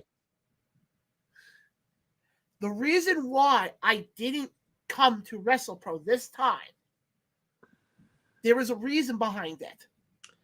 Because you wanted to go to Queens and mark out to Swerve Strickland and Prince Nana. Again, I got out of work at 5 o'clock. Do you know what it was like traveling to the city at 5 o'clock on a holiday weekend? First of all, dumbass, we were in Jersey. And second of all, the show didn't start till 8 o'clock. Your move. I didn't know that part. I thought it started at 7:30. Folks, this right here proves he really doesn't pay attention to what I do. Again, Ryan, I do pay attention. There's just a lot going on. You only pay attention to anything that either has, massive immortal proportions or dynamic proportions, or anything that involves, dark colored hair proportions, something like that. You're an ass. You're an ass. Welcome back, baby. 2024. We are back and better than ever. Yes, Randy, I did hear it was a great show. I did see some of the clips from it on actually do the Front Row Mafia. I saw some of the clips and see, even the Front Row Mafia can come to WrestlePro and they're ISPW guys. So, I mean, you've been to ISPW, but you've never been to WrestlePro. They live in Jersey! It doesn't matter. Yes, it does. You're just fuck. Yet you have making a point to drive, 3.5, 4 hours upstate next weekend to UWE. That's different. This was also a Friday night. So, you travel to shows on Friday nights. Yeah, but the difference is when it comes to there's no difference. You've traveled to shows on Friday nights. Period. Oh, great. Now I got it. Great. Ryan, also, you come on now. Everybody wants me to explain myself now. Stir the truth, folks. Stir the truth. On a side note, we're going to put a pin in that because our next guest is on with us right now. Oh, I'll gladly do the introductions for this one. Go right ahead. Ladies and gentlemen, boys and girls, and John, coming onto the screen at this time, just recently, he finally became the new Pro Wrestling Magic Heavyweight Champion. At least I know his name, unlike some people earlier where he's like, oh, what's his name? Ladies and gentlemen, I've known this guy for a long fucking time. And the fact that he survived a Bayonne badass, he definitely deserves that title and hope he has it for many, many months and even years to come. Ladies and gentlemen, it's the Revolver, Alex Reiman. I didn't just survive. I went to hell and back, and I looked him, the devil, in the eye, spit in his face, and I took his belt. I am the man of the Mecca. I am the king of the kingdom. I am the Revolver, and when I call my shot, I don't fucking miss. Sounds good to me. But, Alex, it's great to finally have you on the show, my friend. Thank you for having me, buddy. Oh, no, absolutely. Definitely want to get into that magical night when you, first of all, your feud with Danny. What was it like being in that program with him, and it all culminated on that night for the Keys to the Kingdom? A lot of people called me crazy. A lot of people didn't believe in what I was doing. John. A lot of people questioned my tactics. John, I heard you were one of them. No, I wasn't. Yes. But here's the Actually, thing. I wasn't. But go on. Here's the thing. Danny Moff is the measuring stick of pro wrestling magic. He has been for a very, very long time. He's held this belt numerous occasions. And until I could beat the Bayonne Badass, until I could beat Danny Moff, I don't think I deserve this. But as soon as I did that, as soon as I accomplished that goal, I knew it was only a matter of time. I just had to pick my spot. Pick when the opportunity was right. And thankfully, I didn't have to wait too long because I'm not a very patient man. Well, I mean, also considering the fact you cashed in the Keys to the Kingdom with the dog collar still on, mind you. That's commitment right there. But I will say, I finally watched back that match that you and Moff had. I'm surprised that building is still standing, to say the least. I'm going to go out on a limb here. I challenge anyone to put that dog collar match next to any dog collar match in history. Because I think it rivals the greats. I think it rivals any dog collar matches that has happened in any territory, in any company. And I came out as the champion. I came out as the holder of the Keys to the Kingdom. Alex, I completely agree. You definitely earned it that night. And the Front Row Mafia is agreeing as well in the comment section right now. with everything that you're saying. But, you know, when did it finally hit you? When you finally captured that title, when did it finally hit you that, okay, you're finally at the top of the Magic Kingdom? I've been telling everyone that'll listen. I was the uncrowned king. I've known it since I dropped the dead weight that was Steve off my back. I've known I was the uncrowned king for a very, very long time. All I needed was the opportunity. And I knew that it was only a matter of time before I took my rightful place on my throne at the top of that kingdom.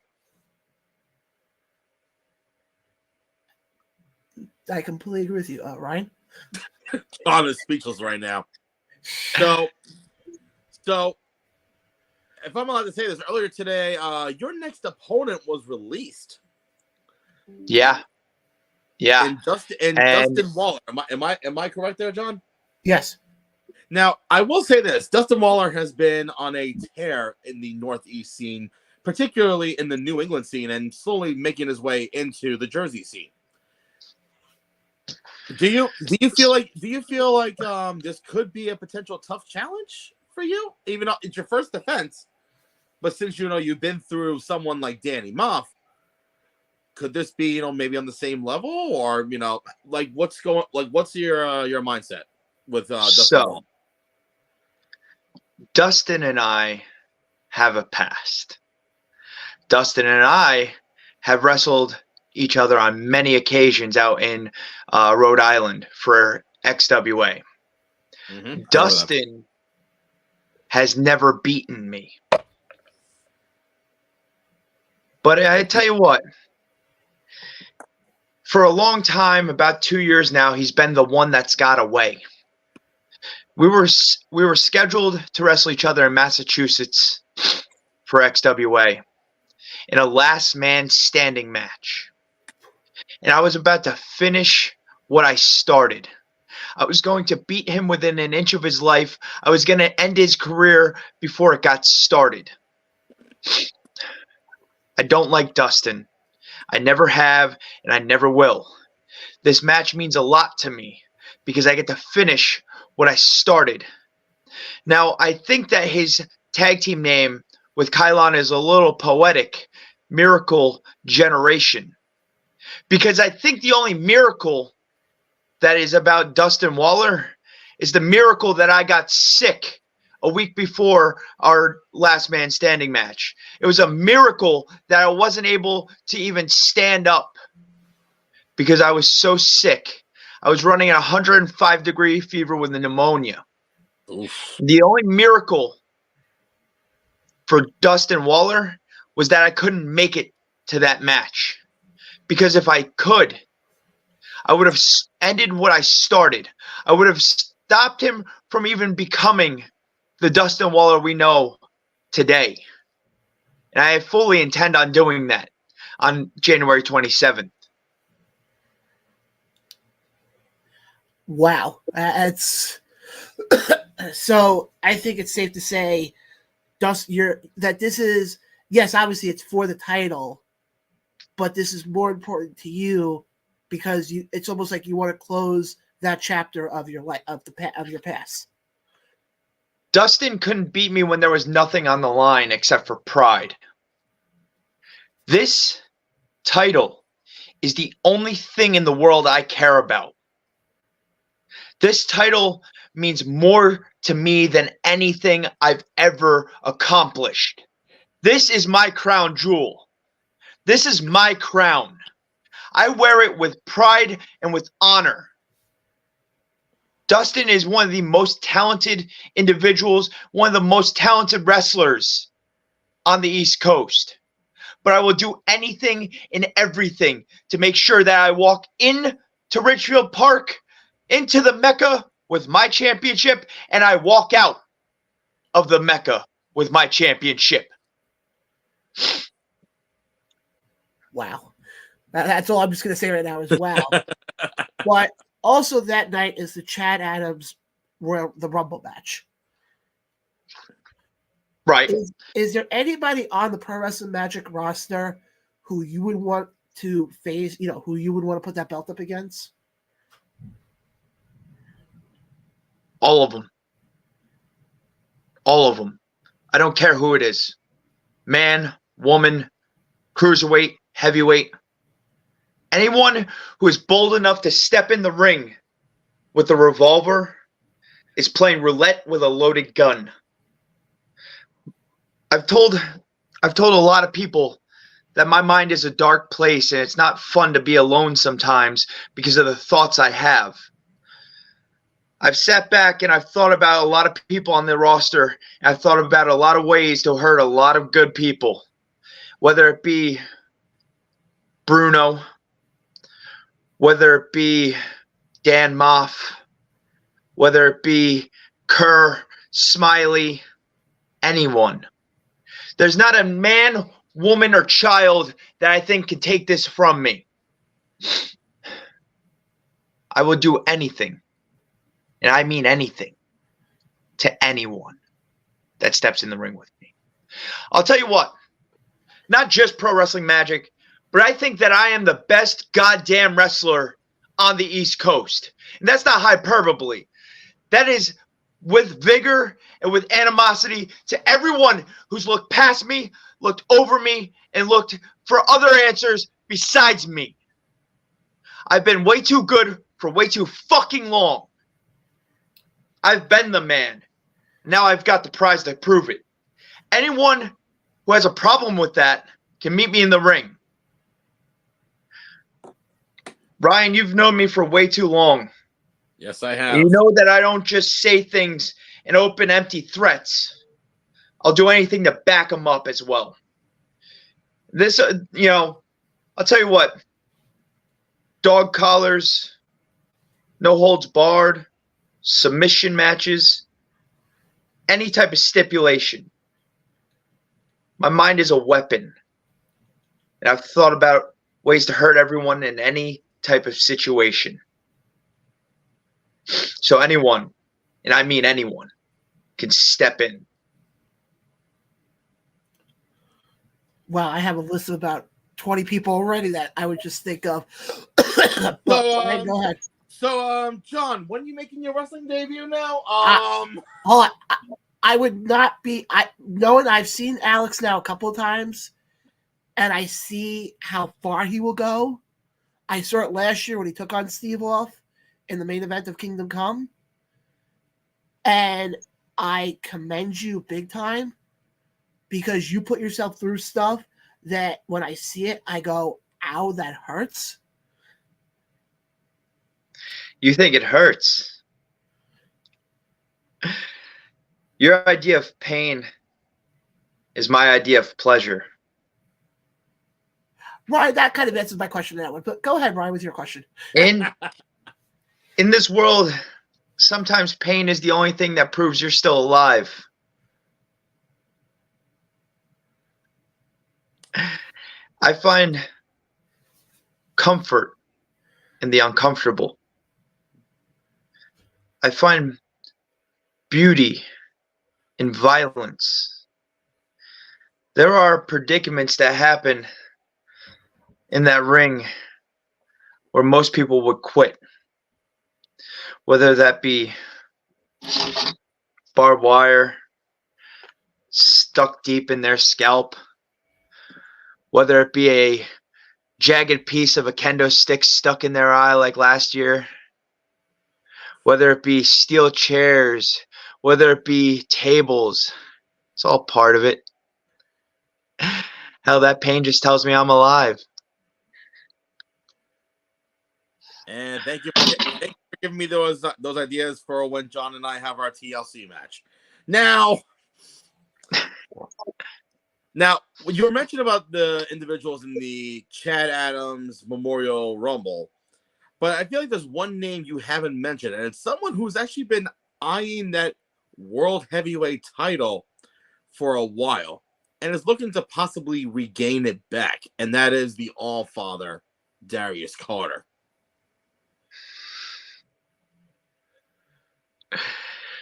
Darius is a good friend of mine, but don't let that fool you. If the All-Father wants a shot, I'll give him a shot anytime, any place. Fun fact, I've actually never beaten Darius Carter. But the man he wrestled is different from the man that stares across from you right now. I'm much more sick, much more twisted, and I find a sick pleasure in causing pain to others. If Darius is fine with that, then I say yes, come on through. But don't be crying when I show the All-Father that I'm his daddy. Good Lord Almighty! So Thy Kingdom Come 9. It's gonna be John Blaine versus Alex Reiman, I guess. No. I'm good in that department. But wait, John, didn't you say earlier that you were promoting him, Ryan? But then you were like, later on we have Ryan. Please do me a favor. Shut up. Oh, it's okay, John. Don't think I haven't been watching. Don't think I didn't see you stumble over my name. Oh, crap. Ryan didn't have to say anything. I know. I heard. Plus also, John, I've known him a hell of a lot longer than you've known him. Apparently the Front Row Mafia, when you mentioned about me, apparently just did a big yes chant. Right. We do have another question, actually, coming from one of the Front Row Mafia members. Obviously, it was announced that you might be working with ISPW in 2024. Yes. Big things coming for ISPW. Not sure when, but 2024 is the year of the Revolver.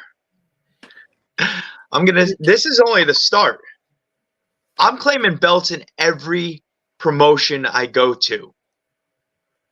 I've been allowing people to look past me for too long. Now it's time to make them look at me. I've been waiting my turn. I've patiently waited until my patience has run out. Now, whether it's ISPW, whether it's Pro Wrestling Magic, whether it's WXW across in Germany, whether it's anywhere, beyond anywhere, there's not a ring that can hold me. There's not anyone in that ring that can stop me. By the end of the year, I will have conquered every promotion that I step foot in. And that's not a threat. That's a promise. Well, the next question I was going to have with that, is there anybody on the ISPW roster who you have your eyes on?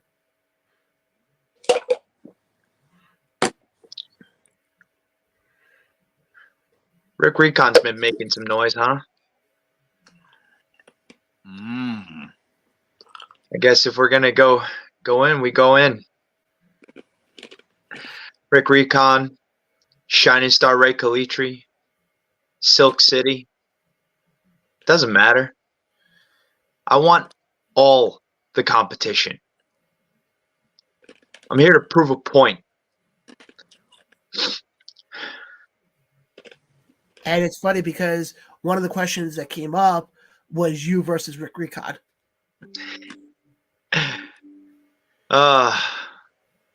What do you say, Tommy?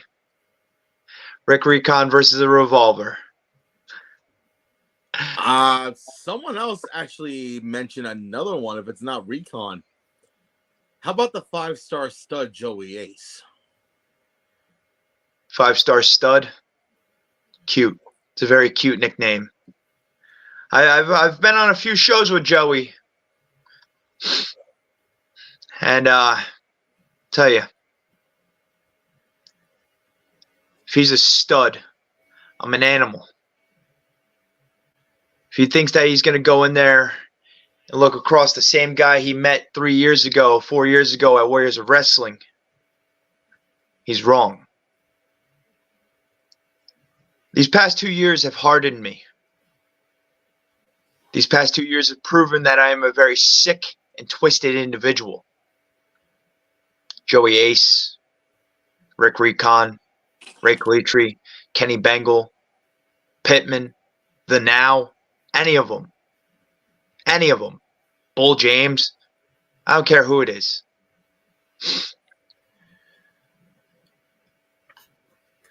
I think it's safe to say you don't want to piss off Alex Reiman in 2024 because there's a good chance you may be walking out in a body bag. Just saying. As long as you remember his name, right, John? Ryan, do you like want to take over the show? Is that what you're trying to like slowly get me killed at this point? I mean, if it brings up viewers, then yeah. Thanks. No problem.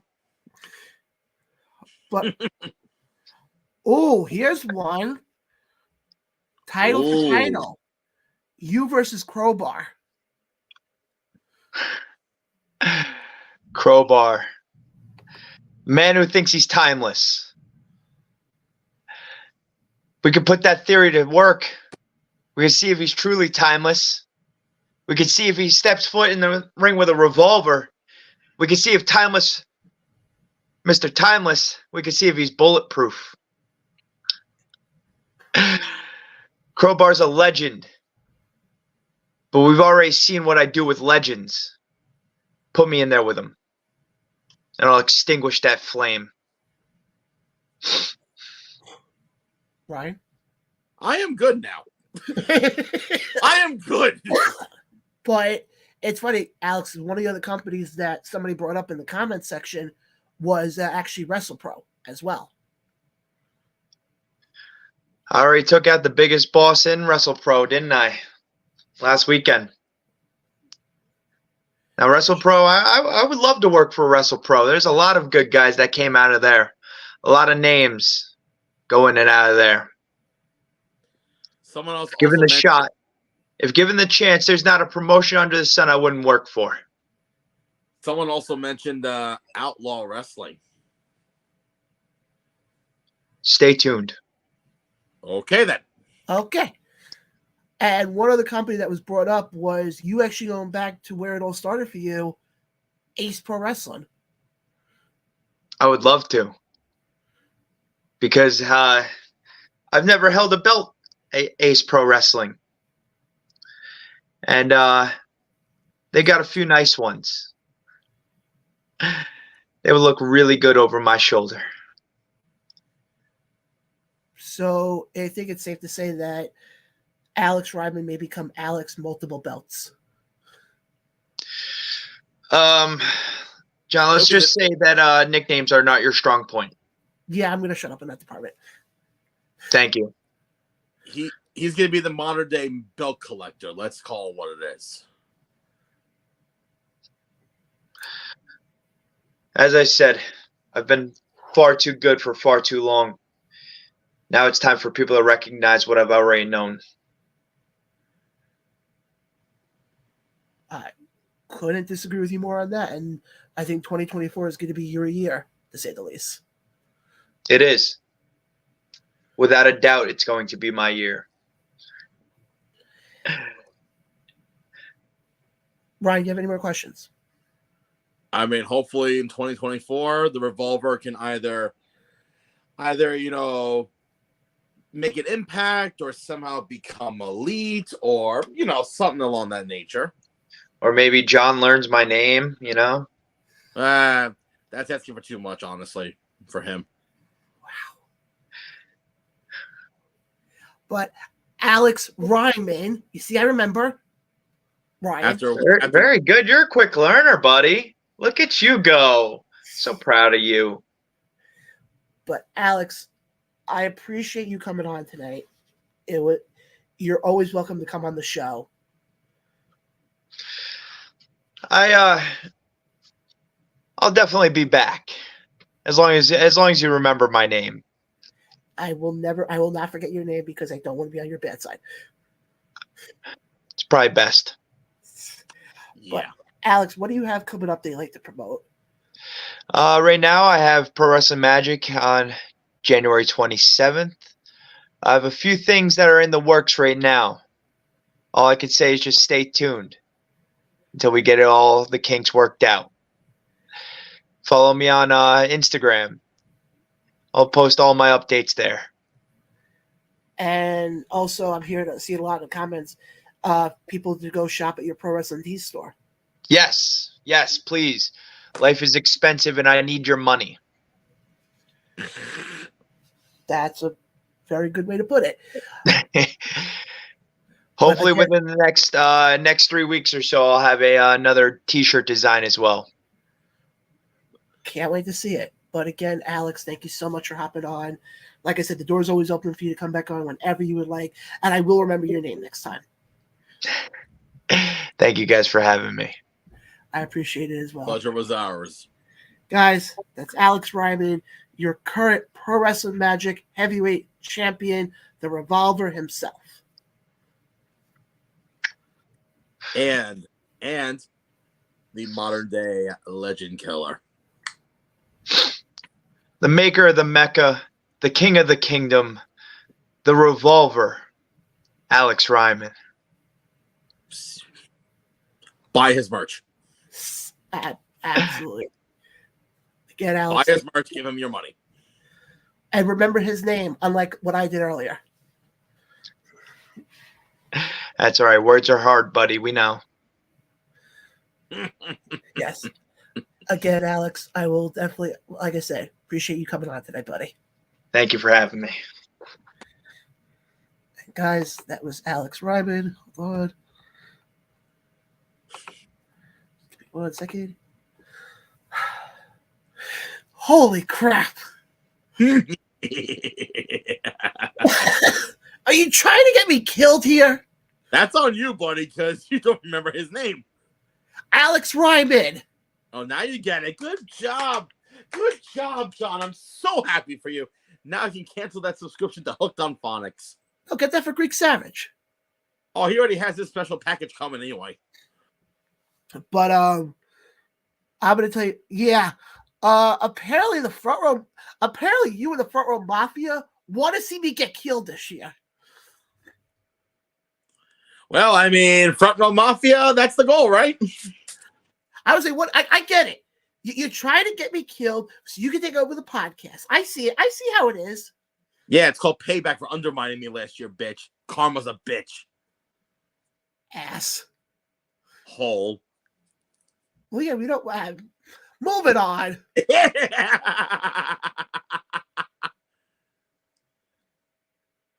No. Hold on.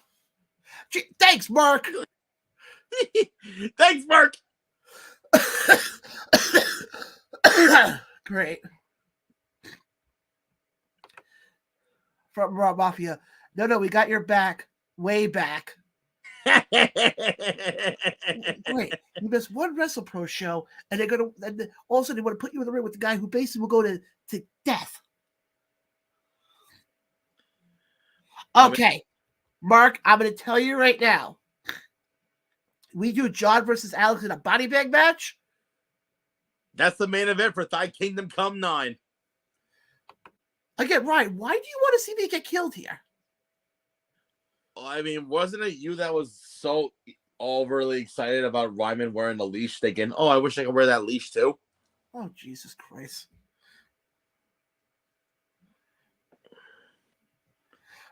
Oh! Oh! I knew it! I knew it! No, I think Randy's talking about Alex. Randy, clarify who you're talking about. John, Mr. Forgetful Names over here, or Alex Reiman? Hey, you gotta still have 2024 on the right note. Speaking of that, apparently something happened. Electric happened last night on Monday Night Raw. Yes, he did clarify it was Alex.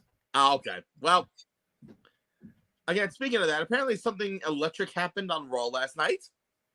Yes, and I spoke about that for the first half hour of the show, but I definitely want to get your take on it. Well, in my opinion, it was the return of a former and possibly the greatest world heavyweight champion of all time, the Mother Day Maharaja Jinder Mahal. Oh, apparently Costa just commented. Oh, shit, Costa. I know this probably isn't. Oh, yeah. Yep. Oh, I remember. Sure, you remember that, but you don't remember Alex Ryman's name. Again, Ryan. But yes, the greatest champion in WWE history, the modern day Maharaja, Jinder Mahal. That was the best thing ever. And then some Hollywood schmuck named Dwayne The Rock Johnson showed up. You hold on. Will you agree with me on this part? The crowd during when Jinder showed up was dead as a doornail. No, they were booing the fuck out of that. But also the fact that on USA, they were allowed to say the word douchebag. Yes, I did not know that. No, they were allowed to say it because on Fox apparently you can't. Well, it's USA Network. What do you expect? USA gives a little more leeway. But how do you? Okay, let me. I talked about this at the start of the show. I want to get your take on this. Coming off of what we saw last night, do you think we're getting Rock Roman at the Chamber or at Chamber? Because everyone's freaking out. Everyone's been freaking out, going, "Oh, it's gonna happen in Mania." There goes Cody's chances. Idiots! You do remember that there was another PLE happening in the month of February in the land down under of Australia, known as the Elimination Chamber. And correct me if I'm wrong, but wasn't one of the requests from the Australian Tourism Board was that they wanted to see The Rock on the show? You're 100% right on that. There you go. So, but I just love the Herman is like, it's not going to be at the Chamber. It's going to be at Mania. You're not bringing Rock back just for the Chamber. Yeah, you can. But and I was saying this at the start of the show. You can still do Cody and Roman at Mania. Yes. You could do Rock and Roman at the Chamber, and you don't have to do it for a belt. No. But WWE, I mean, and I was talking about this to open the show. WWE right now is actually in a very interesting position. Because when we were doing the show 3 months ago, it was clear cut. We're getting Roman and Cody at Mania. Yes. But now, and I say 3 months ago because there were several guys who were on the roster now who weren't there 3 months ago. CM Punk, AJ Styles, Randy Orton. 3 guys right now who are basically in the main event scene. I mean, it's obvious that who Punk is going to go after. Punk's going to go after Rollins at Mania. Here's what I'm thinking, because on Friday it's going to be a triple threat match where the winner faces Roman at Mania, and it's Styles, Orton, and LA Knight. Yeah, a very jacked AJ Styles, by the way. Fucking hell, man, and a very jacked fucking Orton. Yeah, but it must be something where you're off TV for a while, you just work out and a lot. I mean, I know when Orton came out, John was going, "Oh yes, Daddy Orton." Moving on. But I said this, at the beginning of the show. The next 3 months, the next couple of months are going to be very interesting to see what WWE does. Yes. Because usually around this time, we usually have some sort of window or some sort of vision to what the card for Mania is going to look like. I think you're going to... I don't think we're going to know the whole card for Mania until the end of February. Until after Chamber. Well, yeah, because, in your favorite term, they don't want to make it predictable. I'm not even saying predictable or not. Because you have so many extra parts now, it's going to make things interesting. Because now, here's the other thing. You could also do, because, let's call a spade here. We know we're getting Punk, like I said, we're getting Punk and Rollins at Mania. You don't have to have them be the closeout for night 1 and have them still be considered one of the main events. I mean, you can. You could say night 1 main event. But what I'm saying is, look at the look at the previous ones, previous Manias. Rollins, I think, has been the opener for most of them. No, he didn't open last year. I don't remember what he did. It was him and Logan Paul. Yeah, but he was the... Oh, yeah, I forgot about that part. 35, I remember he opened. Well, yeah, because Brock wanted to get the fuck out of there. But honestly, if I'm a wrestler, I'd rather have the opening spot than closing. He didn't main event. He didn't open 33. Do you know I don't remember 33 who opened? It was Shane O'Mac and AJ Styles. Oh, yeah, because wasn't that also Jericho and Owens? That was the next match. Yeah, that was a forgettable Mania, to be honest. Oh, that was the one that had the longest ramp in history. I think the Rumble from 17 could compete with that. And it had the greatest moment of all time, the engagement of John Cena and Nikki Bella. How did that marriage go? Oh, never mind. Yeah, but also had the great retirement of Undertaker because he came back next year. Oh, yeah, beat the shit out of Cena. We all loved it. Yeah, but actually, Ryan, keep talking for 1 second. I'm going to take myself off camera for 1 second. Thank fucking God. No, I'm just kidding. Because I don't think he main evented. I don't think he even opened or main evented 36 when they did the Thunderdome. Oh no, that was the fucking oh God. That was the Empty Performance Center era. It was him and Owens. And I don't know if he was on 37. But either way, Rollins has been a stable part of WWE for the last fucking long time. So I think honestly, giving him the main event spot of Mania for at least night 1 against possibly one of the biggest names to return to wrestling in CM Punk might be a good one, because also it can bring back the old-fashioned Ring of Honor days that the two of them had. Granted, they never cross paths, but knowing their styles, they can definitely pull it off. But quickly going back to Rock and Roman, everyone, is freaking out about, oh, he's gonna main event Roman at Mania. No, he's not. It's gonna be him at Australia. Because honestly, why would you tease something that's like 3 months away now, and he's not gonna show up for 2 out of the 3 months? I don't know how I don't know. Sometimes people are like, they think you know what it is? Anywhere between Rumble and Mania, everyone forgets there's like one particular premium live event. Which, speaking of which, I was talking to John about this last night, premium live event. 2024, they got a lot of premium live events that are international this year. You have the one in Australia on the 26th or 27th, which works out well for us because it'll be at 4:00 in the morning on our time. Well, I'm not getting up early for that. I'm gonna watch it at like noon. But then after Mania in Philly, then they're going to France, but not Paris though. I think I was talking to someone about it. It's a brand new arena in one of the cities. They're going to Paris for Backlash.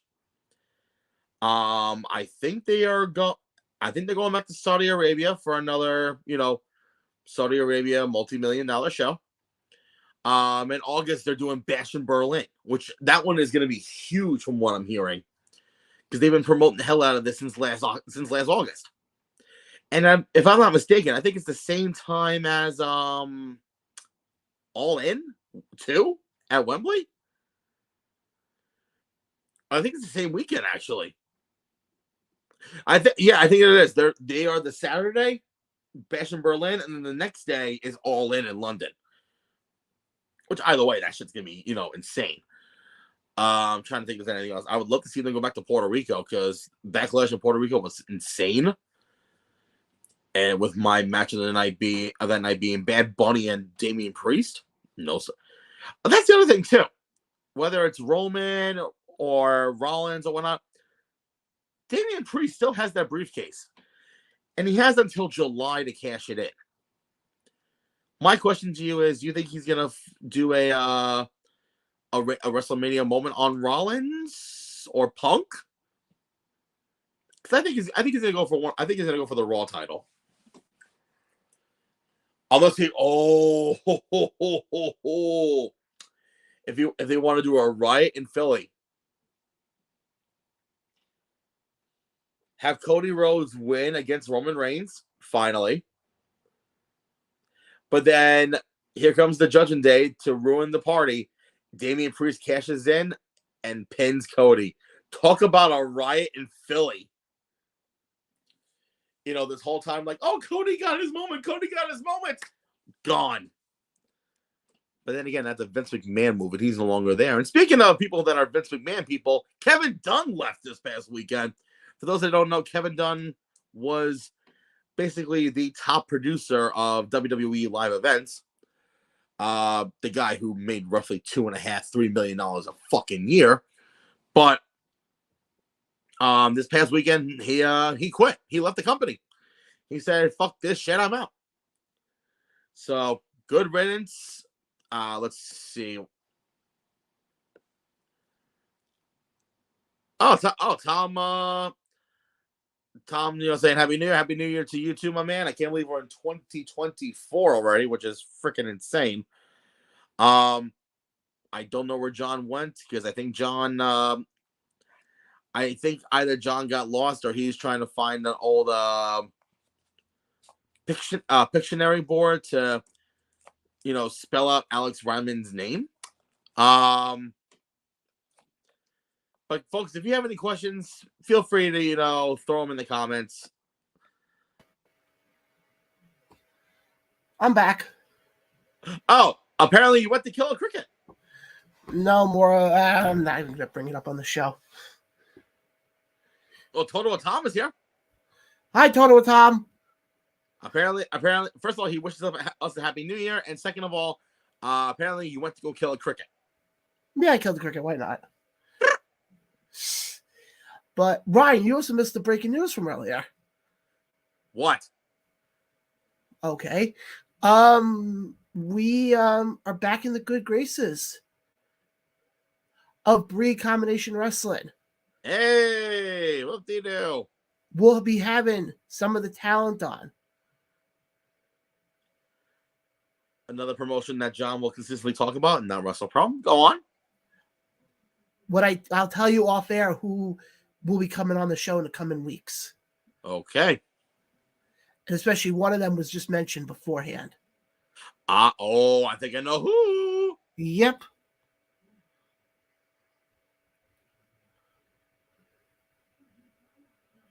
So. Whoa, what the hell? The Academy, huh? The Academy told me don't worry about that.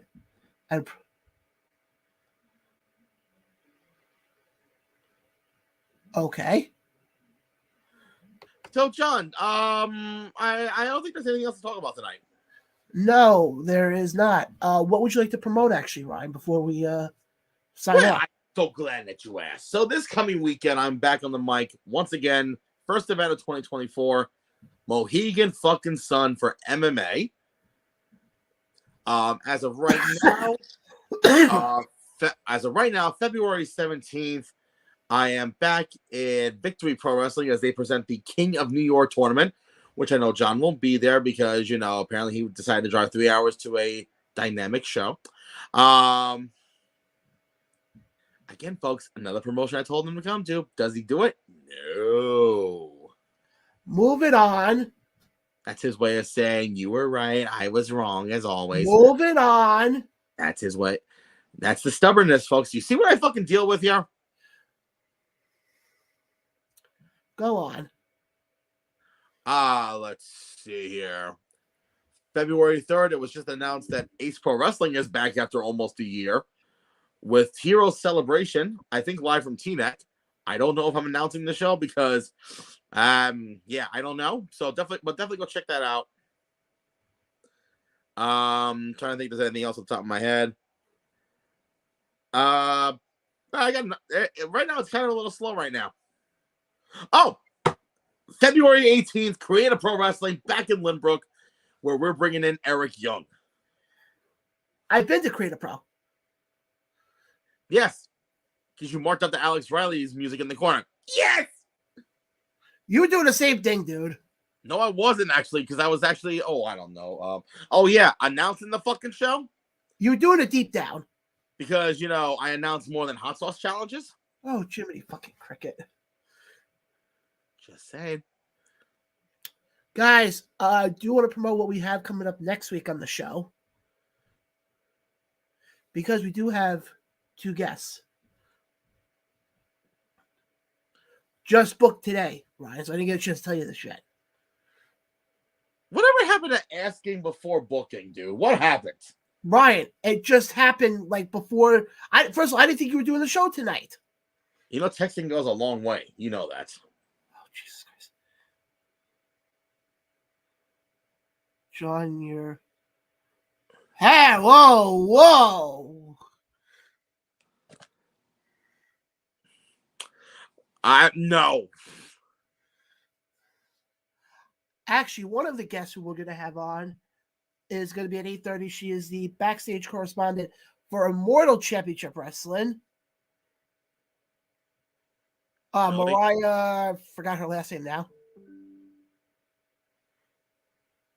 You know exactly who I'm talking about. If I saw... okay. Yeah, I forgot her last name, though, but yes. She'll be coming on the show. And that's actually the one I can confirm right now. The other one's not confirmed yet. Yeah, because,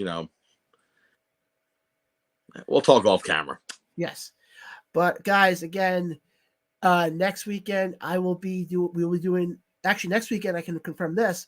We'll be doing 2 shows live next week. Obviously, we'll have our regular show next Tuesday. And then I'll be doing a special next Saturday up at UWE at their first set of tapings. So you're not going to want to miss that. And we have a few other things coming up for you. one of the things coming up for you is a Broadway podcast, which will be debuting the end of this month. Oh, yeah. Mine. Finally. Yes. Been a long time fucking coming. Well, it's like Veer. At least Veer showed up. But we got that coming up. We got a lot of stuff coming up for you guys. Again, guys. Oh, I also should have mentioned this, and I forgot because I'm an idiot. You can definitely buy our coffee. We will have more coming in for you within the next couple of weeks, so definitely stay tuned for that. I'm trying not to hit myself in the head with this. But Ryan,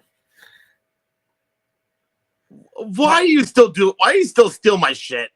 no, somebody probably gave you a thumbs up. Well, yeah, because they agree with everything I've been saying. But What did Tom just? Yes, Tom. I promise. Next time I'm at a show with you, I will definitely bring the coffee. and don't worry, Tom, it won't be at a WrestlePro show because apparently WrestlePro is the devil to him. Oh, when's the next WrestlePro show? This Thursday. I don't know if I can make that one. I see. I will find a date. Fine. You find a date. I will be there. No, you won't. Yes, I will.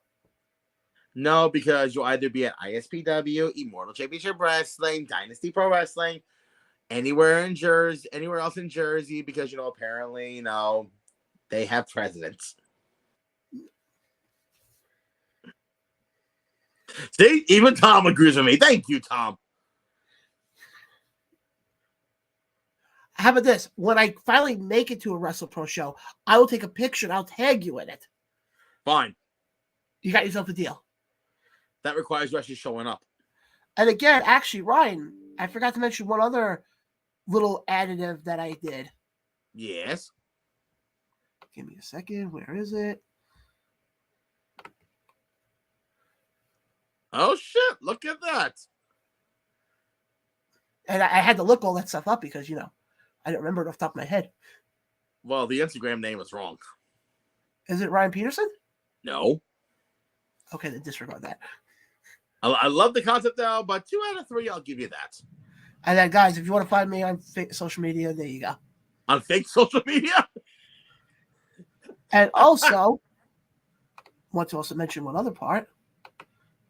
Ba-bang. Hooray! Guys, for Ryan, I'm John. This has been another Around the Ropes episode. Guys, hit the subscribe button. It costs you nothing. We will see you guys here next week. Same time, same channel.